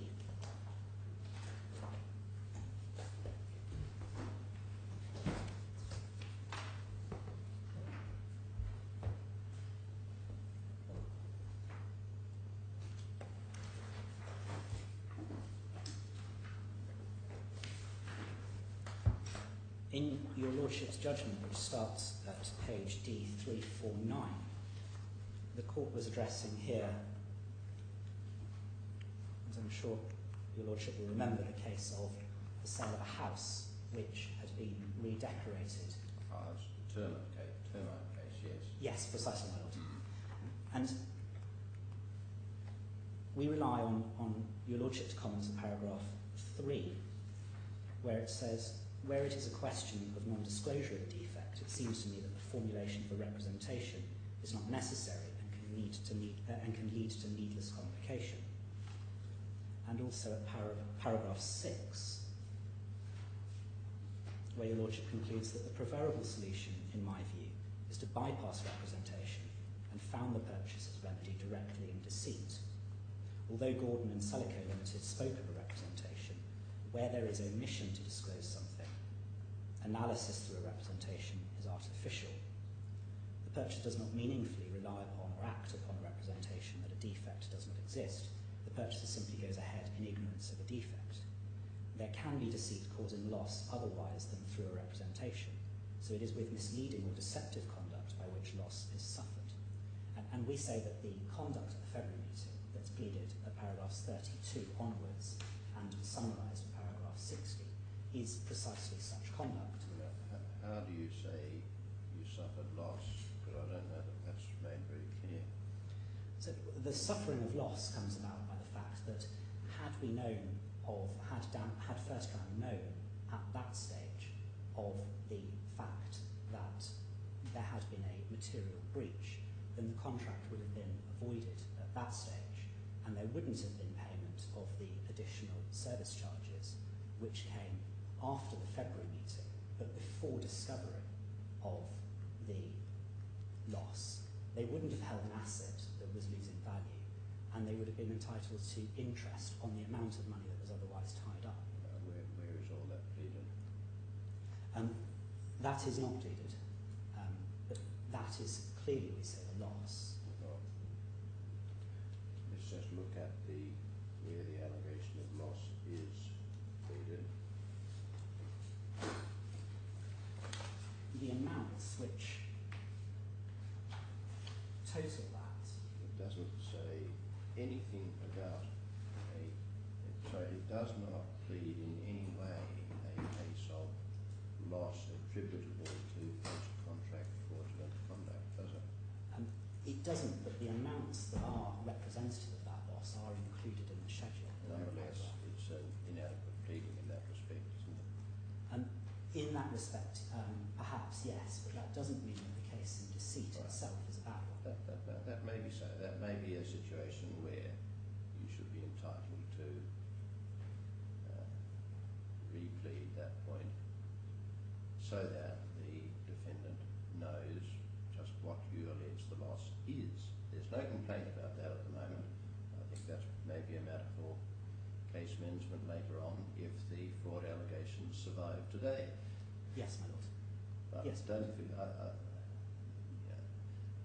pleading is not satisfactory in a number of respects, Mr. Gillen, and that's one of them. And depending on what survives today, some more thought might need to be given to it. All right? Certainly, my Lord. We take note of that. I think you would agree in that in principle, would you not, Mr. Reed? Yes. Yes. All right. My Lord, we say that that is sufficient for a case in fraud to be inferred, and that it has been properly inferred from that conduct. And we say that it would be a perverse situation prior to disclosure when the claimant doesn't know when the statement became false, but the claimant being under the obligation to plead fraud, and if it doesn't, then it cannot be found, for disclosure to show that, in fact, the statement was false at the time of entering into the contract, and in spite of having sufficient facts to plead an inference of fraud post-contract, being unable to plead fraud pre-contract, and if those facts came about, not being able to rely on that at trial, and therefore get the remedies that would follow from a finding of deceit. And so we say that for that reason, the facts of the February meeting that have been pleaded, and at paragraph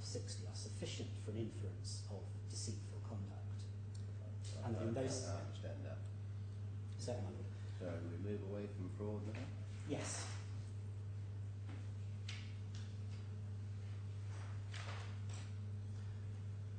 My Lord, on the misrepresentation, there are a number of matters relied on by my learned friend in his submissions. Firstly, the entire agreement clause. We say on this that, firstly, it's not a matter that was pleaded, and so there aren't any facts before the court on the understanding of the parties which would be relevant to assessing the objective factual matrix of that clause itself. But notwithstanding that, we say that in any event, there aren't clear words in that clause to exclude a misrepresentation. The clause itself is at bundle B. In Mr. Killen, I've read what you've said about that in your skeleton and the written submissions and the cases you referred to. I think I'll hear from Mr. Reid on that point at the moment. I'm grateful for that indication. At the moment, I don't see it as a strikeout answer. So we'll let Mr. Reid change my mind if he can. I'm grateful. On the form of the misrepresentation. I'm sorry, I should have said that unless you want to add something that isn't in your submissions. No, my Lord, it was only to take you to the relevant parts of Lord Justice Rick's judgment, but the paragraphs are cited. Yes, thank you. My Lord, on the form of the representations as alleged, my learned friend says that they are a representation of future intention and not present fact. We say that they are a representation of what was for sale. So, as is outlined in the particulars, they are a representation that the 8 units were to comprise the whole of floor 2A. We say that the representation is directly on all fours with that in Zartan Investments, which is a case remarkably similar to the present case. That is at bundle D, tab 10.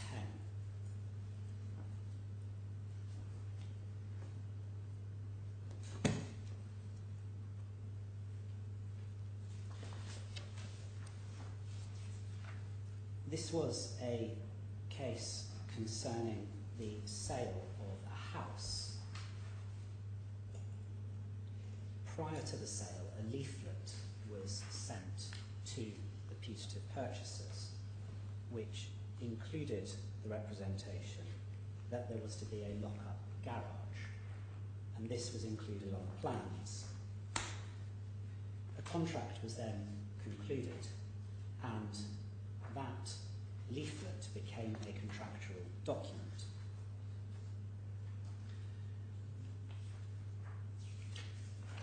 The misrepresentation is described by the court at page D220, at the paragraph just below the letter E.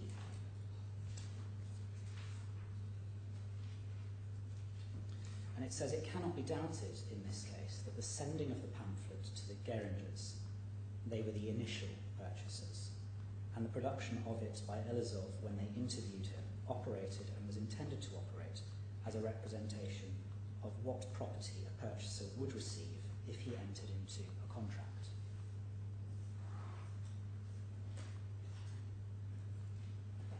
He goes on to say that even without this concession, the contents speak for themselves in this regard.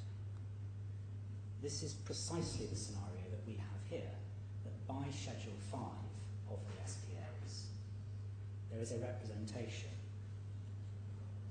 of what property a purchaser would receive if they entered into the contract. And we say that that, properly interpreted, is a representation of the present fact. To characterise it otherwise would mean that any pre-contractual representation relating to the sale of goods or property as to what was to be sold, including characteristics of that, would be a representation as to future fact, and this is clearly not the way that the courts have dealt with this.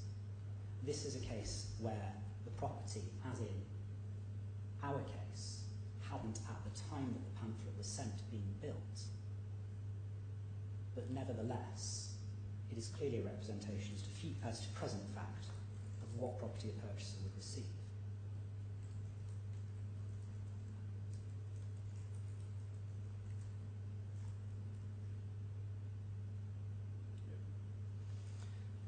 So we say that characterised thus, it is an actionable representation subject to the other elements being proved. My then friend in his skeleton took the point that the representation couldn't remain actionable if it became a term of the contract, and characterised that as a contractual promise, and submitted that where something was a contractual promise it could not also be a representation. Now, I understood him to step back from that position slightly in his oral submissions and to say... I think he was wise to do so.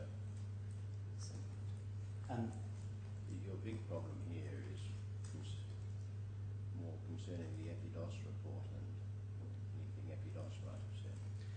Certainly, my Lord. Well, those representations, we say, are the same as the representations that were contained in Schedule 5, in fact. Well, good, you don't need them. Well, perhaps we don't. You're going to read them, are you? Well, my Lord, we say that they do add to the background, and they would be relevant evidence in any event. And so, insofar as the court says that they ought to be taken out, those facts will still be necessarily investigated. They may or may not otherwise be there. That'll be for a ruling on relevance of the trial if you do believe this. But I think I made it fairly plain in a remark to Mr. Reid that I am pretty doubtful about your allegation of agency. Certainly, my Lord. Well, the allegation of agency springs from the case of Pilmore and Hood. It isn't, in fact, in your bundle, I don't think. Do you happen to have a copy? I apologise. You got Chitty referring to it, and frankly, the way Chitty refers to it doesn't help you. It's at bundle, in my copy of the bundles at least, it's at bundle D, tab.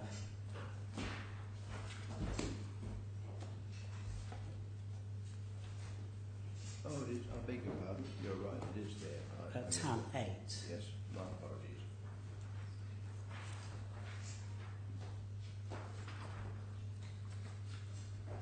But can I just expose the difficulty that I have here, Mr. Killen?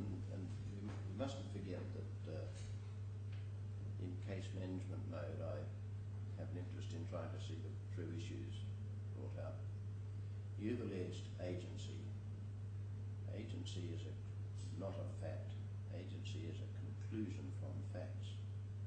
You haven't pleaded any facts from which one may say, yes, there was agency.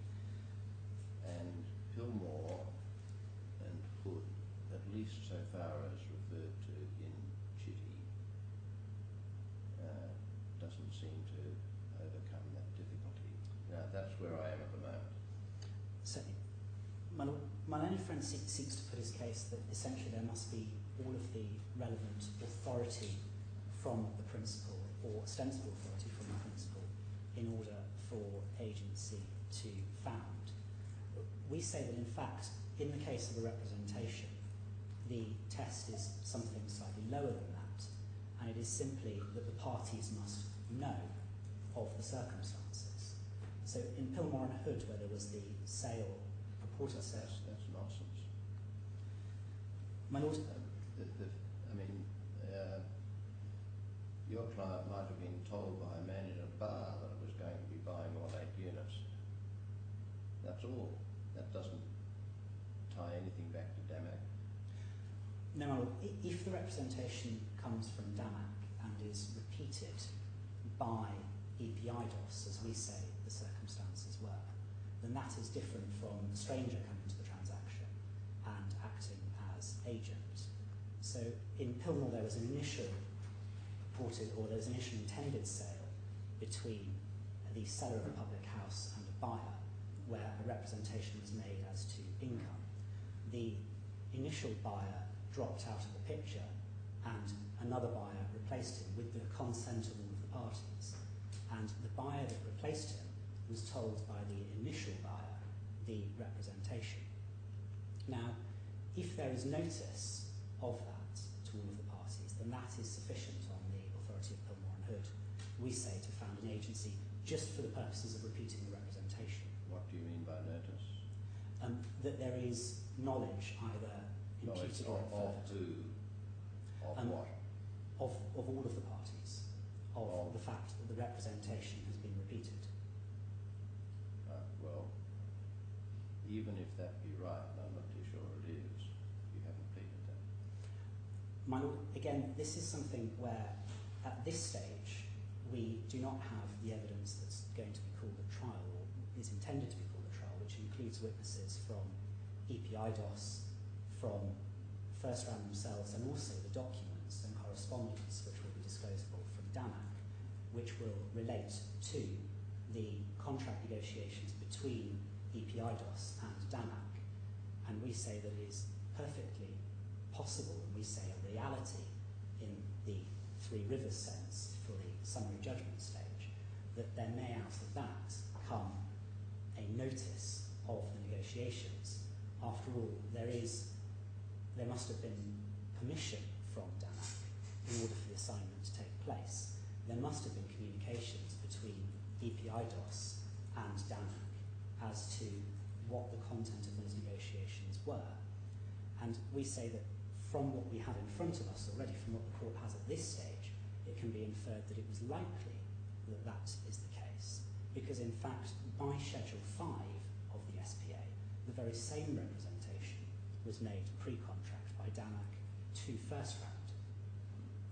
All right, I hear you and I understand you, but I must confess that I come back to wondering what the point of it all is when you do have what you say is a representation via the plan attached to the contract.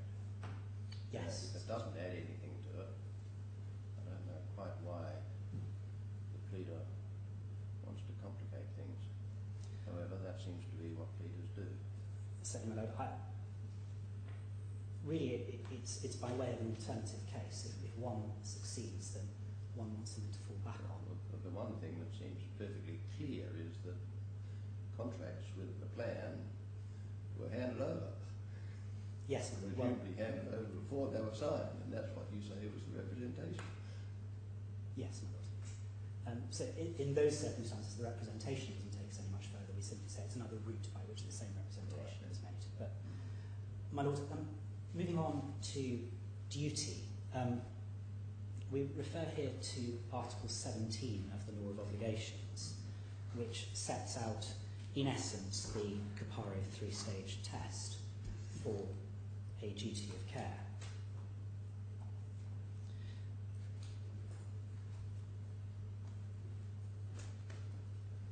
The Law of Obligations is at tab 6 of Bundle D, and the elements of that are at page D145. And it's simply, as I'm sure the court will be very well aware, reasonable foreseeability, a relationship sufficiently proximate, and that it's fair, just and reasonable.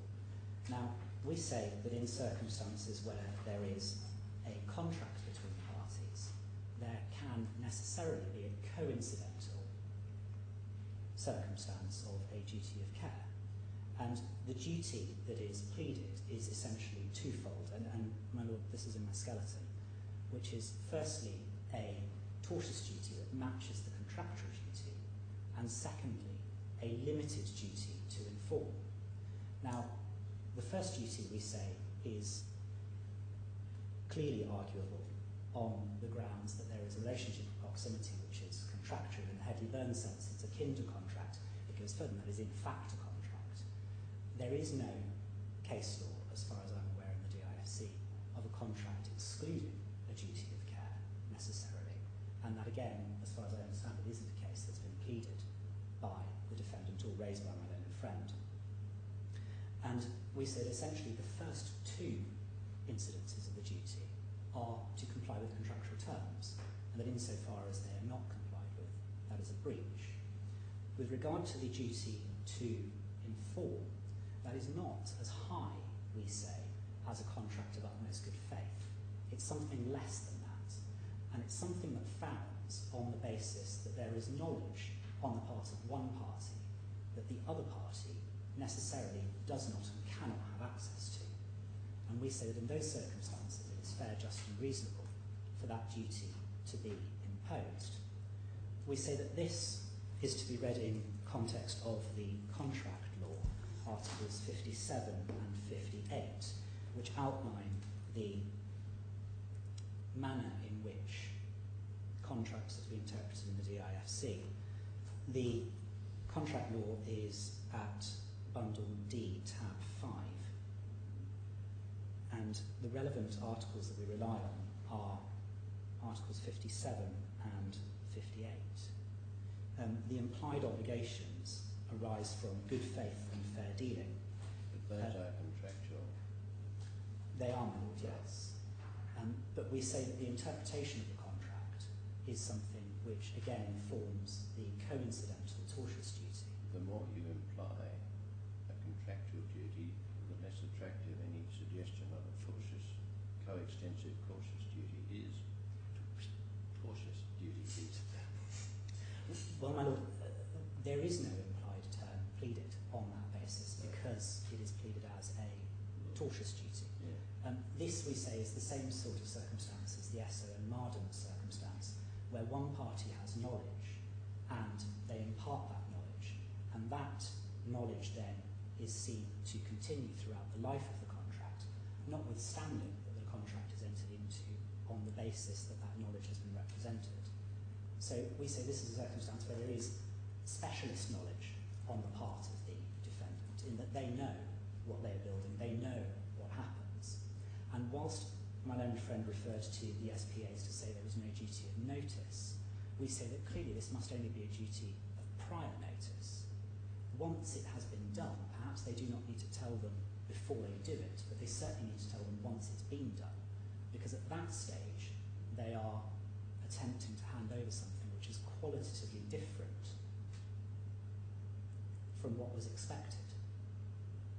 And in order for a party to exercise its other rights and obligations, it has to know the circumstances. This isn't a circumstance where we say every item must be disclosed, as it would be in a duty in an insurance contract, say for instance about most good faith, but that this is something that comes back from that, and it's simply where there is a material change, and such a material change as in these circumstances, then that must be communicated. And we say within a reasonable time. It appears, if one accepts the documents of Mr. Burke that have been served very recently, that in fact there was some time in 2009 on DAMAC's case at least, and if one accepts those documents, then that is when the change occurred. We say it may well have been earlier for the reasons outlined before. It wasn't until November 2012 that FirstRand discovered what the true circumstance was, and we say that it's not something which is unpleadable, that it's not something which is unarguable, that in those circumstances where there's knowledge on the part of one party, that they are under a duty to impart that knowledge. No, I suspect the answer is no, but do you have authority where a duty of care to ensure or to inform, as alleged here, has been found? No, or I don't. are we in novel territory, you would say? We are in. We are in novel territory, and you would say, I take it that novel territory should be allowed to progress, so don't strike it out. Yes, my lord. And for that we rely on Mr. Justice Lewison's summary, which is in my skeleton. Okay. My lord, the final point is termination. I don't think I need to hear you on that, thank you. I'm grateful, my lord.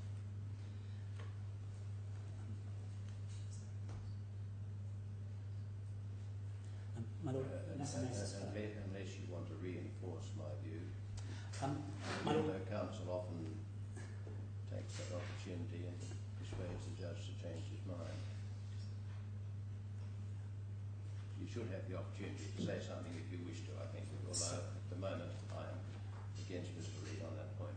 My Lord, I'm grateful. The only thing we would like to draw your attention to is that the payments, which it was said were either an absence of a reasonable time or perhaps some sort of waiver, were made in January 2012. That's the 8th instalment. Just a quick recap of the timeline, my Lord, and that is that discovery, we say, wasn't until November 2012, so after the payment in January 2012. So even if it had been made, it wasn't made prior to knowledge of the facts, and therefore we say in any event can't be a waiver or something which prevents a reasonable time.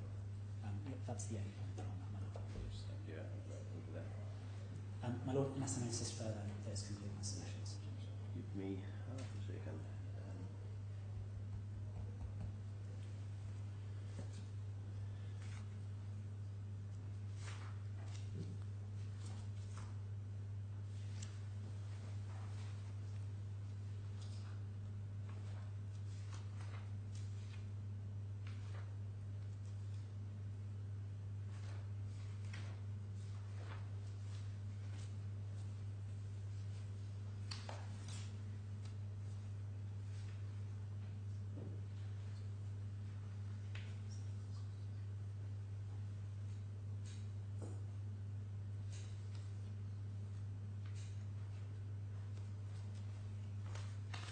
Yes, look at paragraph 58, please.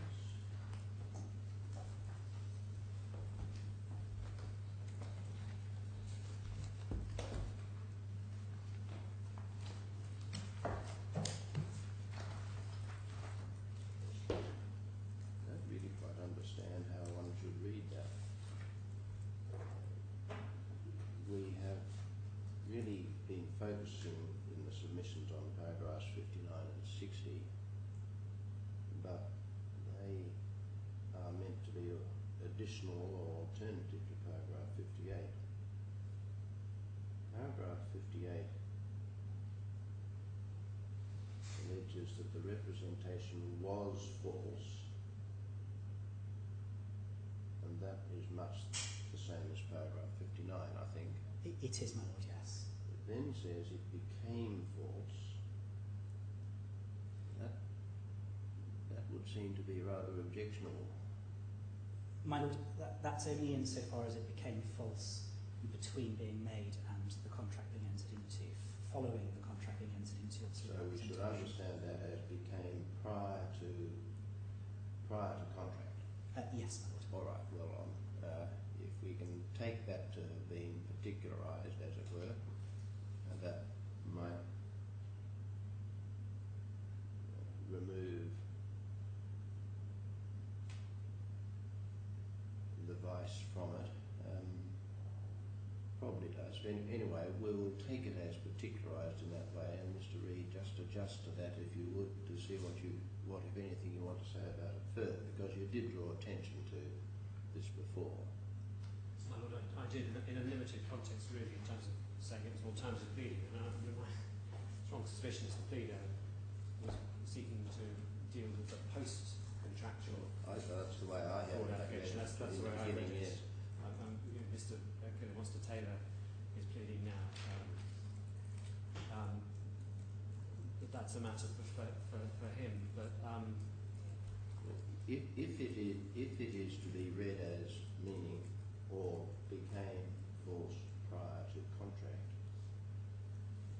do you want to say anything about it additional to what you've said about paragraph 59 and 60? well, if it says that it wasn't at the time it was made, so let's assume at the time of the EPI DOS report was shown by EPI DOS to FirstRand that it was in fact correct, but that subsequently, prior to the SPA and the assignment, it was no longer correct.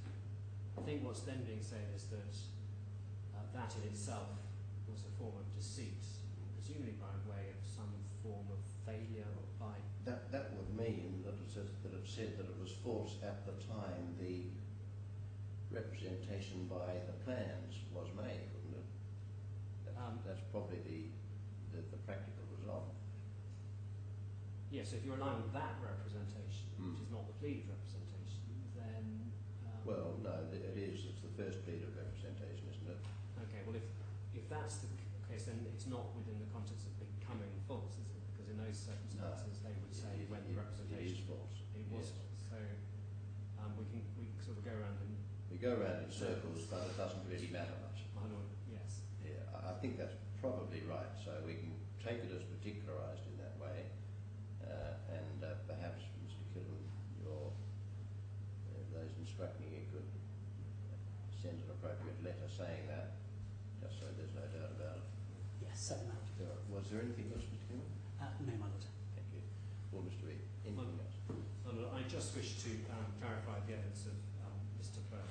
His suggestion is the wrong tower. Your lordship has taken by the learned friend to the first diagram, which is clearly, as your lordship will see in the right-hand column where the annotations are, the second floor plan. This is the TCOM no objection in 2007. So this is the original design being certified in 07. And I think let's make sure we're talking about the same piece of paper. This is B347. That's right, Lord. Yep. And the point was taken that one sees the reference to PB02. Now, I just take the point that if one then looks at bundle B, and I should have said, and that's said to be plot number PB02. It's not tower PB02. Yes. And then if one looks at some of the early plans, for example, that appearing in the EPI DOS report in bundle B at page 73.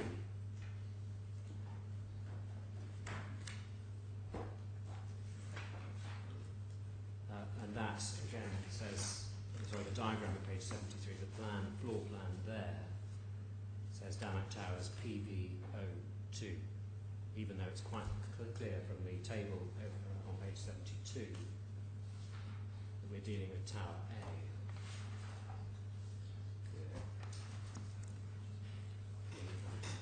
And then if your lordship goes on to tab 6, one has the Schedule 5 as attached to all of sale and purchase agreements, and that is the same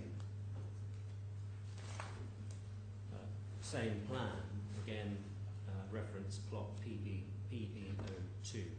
So then those are clearly the second floor apartments that officers that were.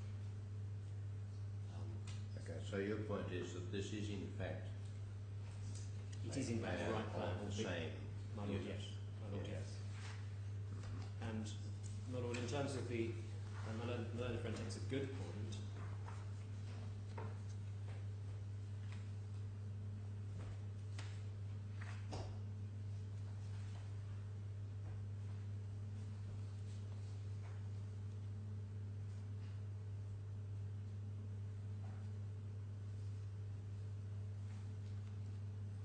And actually further to that, if one looks at on in this exhibit at page B368.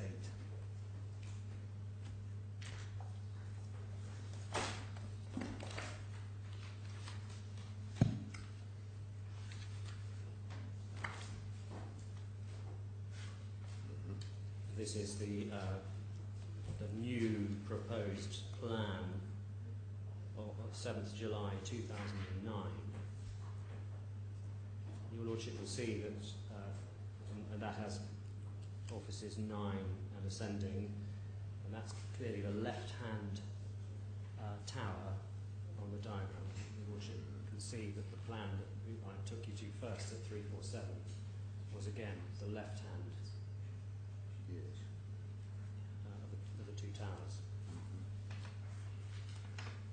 And I just wish to deal also with my learned friend's point about there being different changes. I mean, the curiosity, if one looks at page 357, 2014-352. And this is dealing with the altered drawings in 2009. Is that this has clearly been done on the basis that all the variations, sorry, page 352. So, the learned friend rightly draw your attention to the fact that about halfway down that page, in the unit name column in the middle of the table, one sees these offices, i.e. 2A /209 through to 216.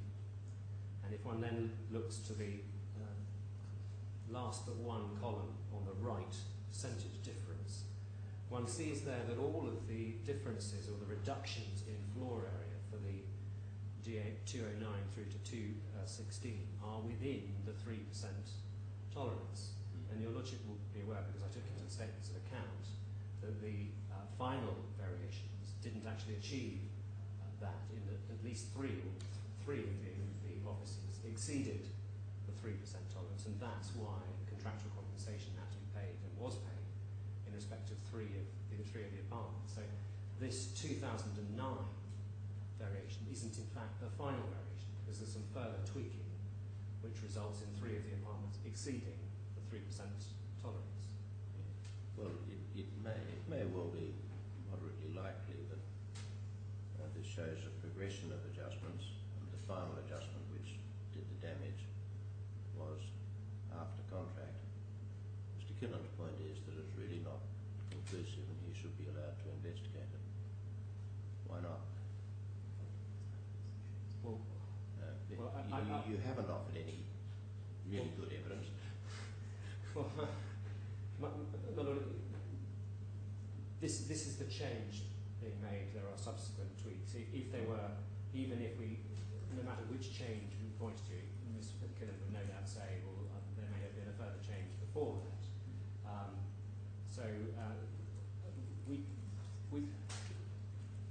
Our point is primarily one of pleading. It's primarily one that one needs inference of, one needs facts on which the inference of fraud arises. If it's assistance, we've offered this factual evidence as to say this is when the change occurred. Yeah. Well, you want to knock out the paragraph 59 allegation. That's really what you want to do. My Lord, yes. Yeah.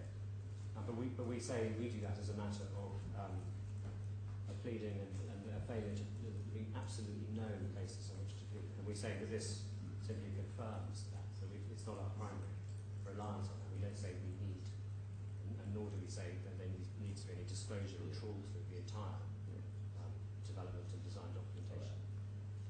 Thank you. I've indicated a rather gloomy view about, from your point of view, about termination.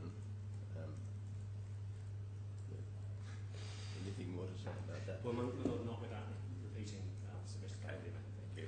I think there was some suggestion made that in respect of sale of goods contracts, that there's a sort of equivalence between a statement of present fact in terms of the goods and the promise to deliver those goods. And one can argue either way that something's a promise to deliver tomatoes of a particular grade, as might be representation that the relevant tomatoes are of a particular grade. In my submission, that's entirely different, where what one is talking about is a property that is being built, and the idea that at that stage one is talking about something for sale. It's a promise to build and to deliver to the purchaser something in accordance with a plan. We say in our cases that is a contractual promise. It's not a statement of, if it's a statement of anything factual at the time it's made, it can only be a statement as to the intention and the genuineness of the intention of the promisor.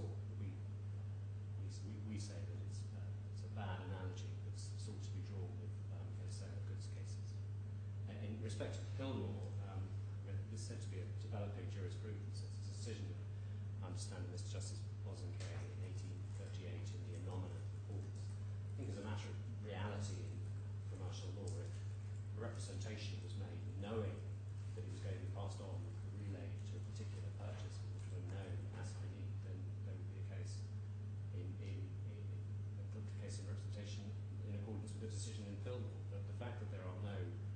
subsequent authorities that the best the claimants can do is that case, in my submission, reveals the falsity of that point.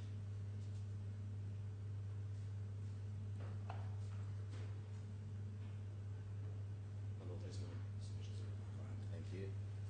Well, you've got an indication on at least some aspects, but there's quite a lot that I'll have to think about, so I will reserve my decision.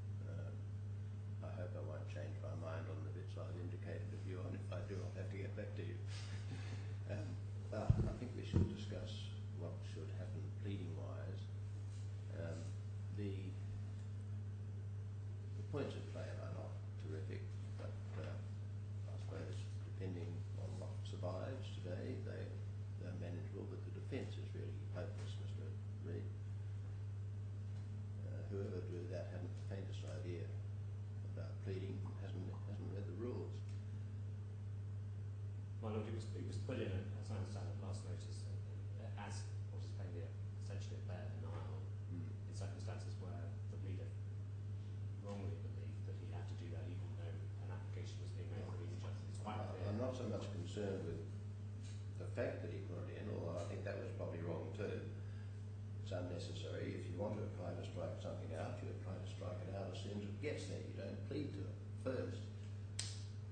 However, the point is that he seems to be under the strange view that an allegation that is not an allegation of what the defendant itself did is not an allegation made against it, which is not correct.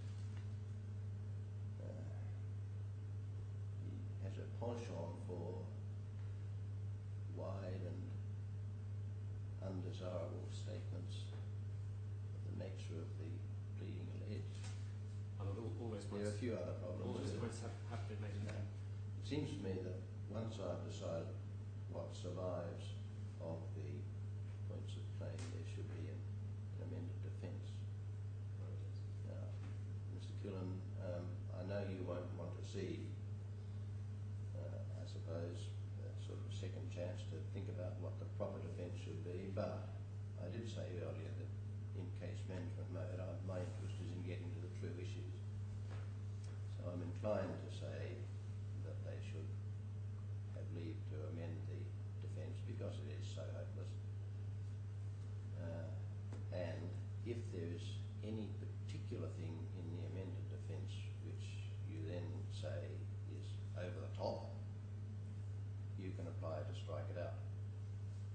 That seems to me a sensible course. Is that okay? My Lord, yes. I mean, we would make the point that there haven't been any developments that we know of that justify the amendment at this stage. Well, no. The development, frankly, the development is that it's so hopeless. They want to rely, for example, on the entire contract clause. Now, if that's a point which survives today, why shouldn't they be able to plead it? Absolutely, my Lord. If we could also have permission for amended reply as well with the usual. That would follow, yes. Well, look, we do make the point about pleading. Your Lordship may have seen there's a letter that we sent in January where it was proposed precisely along these lines that they should replead their case. We would then replead because we were accepting that the standing order no longer worked and that there was, on any basis, there was a claim, an arguable claim in breach of contract, that we would need to replead to that and there'd be a replead. Now that, in my submission, sensible proposal was objected to and refused out of hand. Yeah, that required them to accept all your objections, however, which they may or may not Or any end up. Or any of them. Exactly. So, I don't think that should be regarded as any more than past history of the posturing that seems to be very common in this legal area. So, unless you want to say more, when I give the decision, this will be struck out or not struck out. Liberty to replead, but if the claimant considers that the liberty to replead has been abused. I'm not quite too sure of the right word for it. That is, that something has been brought in that just shouldn't have been brought in. Again, not proper wording. It can apply to strike it out. I hope that won't happen. I hope that we can try to get to the true issues. There are genuine issues in this case. Of course. We have a purchaser who quite possibly really thought that it was going to get a floor of 8 units. It didn't. It says, I need relief. You say, you're not entitled to it. Well, there's a genuine issue at that level. Well, we accept the contractual claims. We accept that those are our Yeah, I'm not putting it in legal terms. I'm just putting it in commercial terms. There's a genuine commercial issue there, which the lawyers can try to sort out, and the court will ultimately decide. All right. You want to say anything more? My Lord, just one thing on the additional documents that my learned friend addressed. On the additional documents, Mr. Burke, that my learned friend addressed. Just very shortly, my learned friend didn't address the fact that the unit numbers were numbered 1, 2, 3 rather than 9 to 16. And also we say that the documents are indicative only of an external decision, and the important fact is when the internal decision was made, and there have been no documents evidencing an internal decision, memos or the like, or a witness statement from a relevant person. Which I understand that, yes. I'm grateful for that. Well, no, this is an early plan. The relevant units that would be A1 up to 9 would in fact have been on a different floor. So the fact that this plan is marked second floor shows that it is the second floor. I hope I've shown it's the right tower at the relevant time of this. Plans can change in respects other than the number of units. They can change in numbering, they can change in various ways. Do that for assists. You'll have to wait to find out when you reach the judgment. Anything else? Thank you very much for your assistance, and in particular for dealing with the matter so efficiently that clears the afternoon for the other case. Okay. I'll reserve my decision and I'll adjourn. All rise.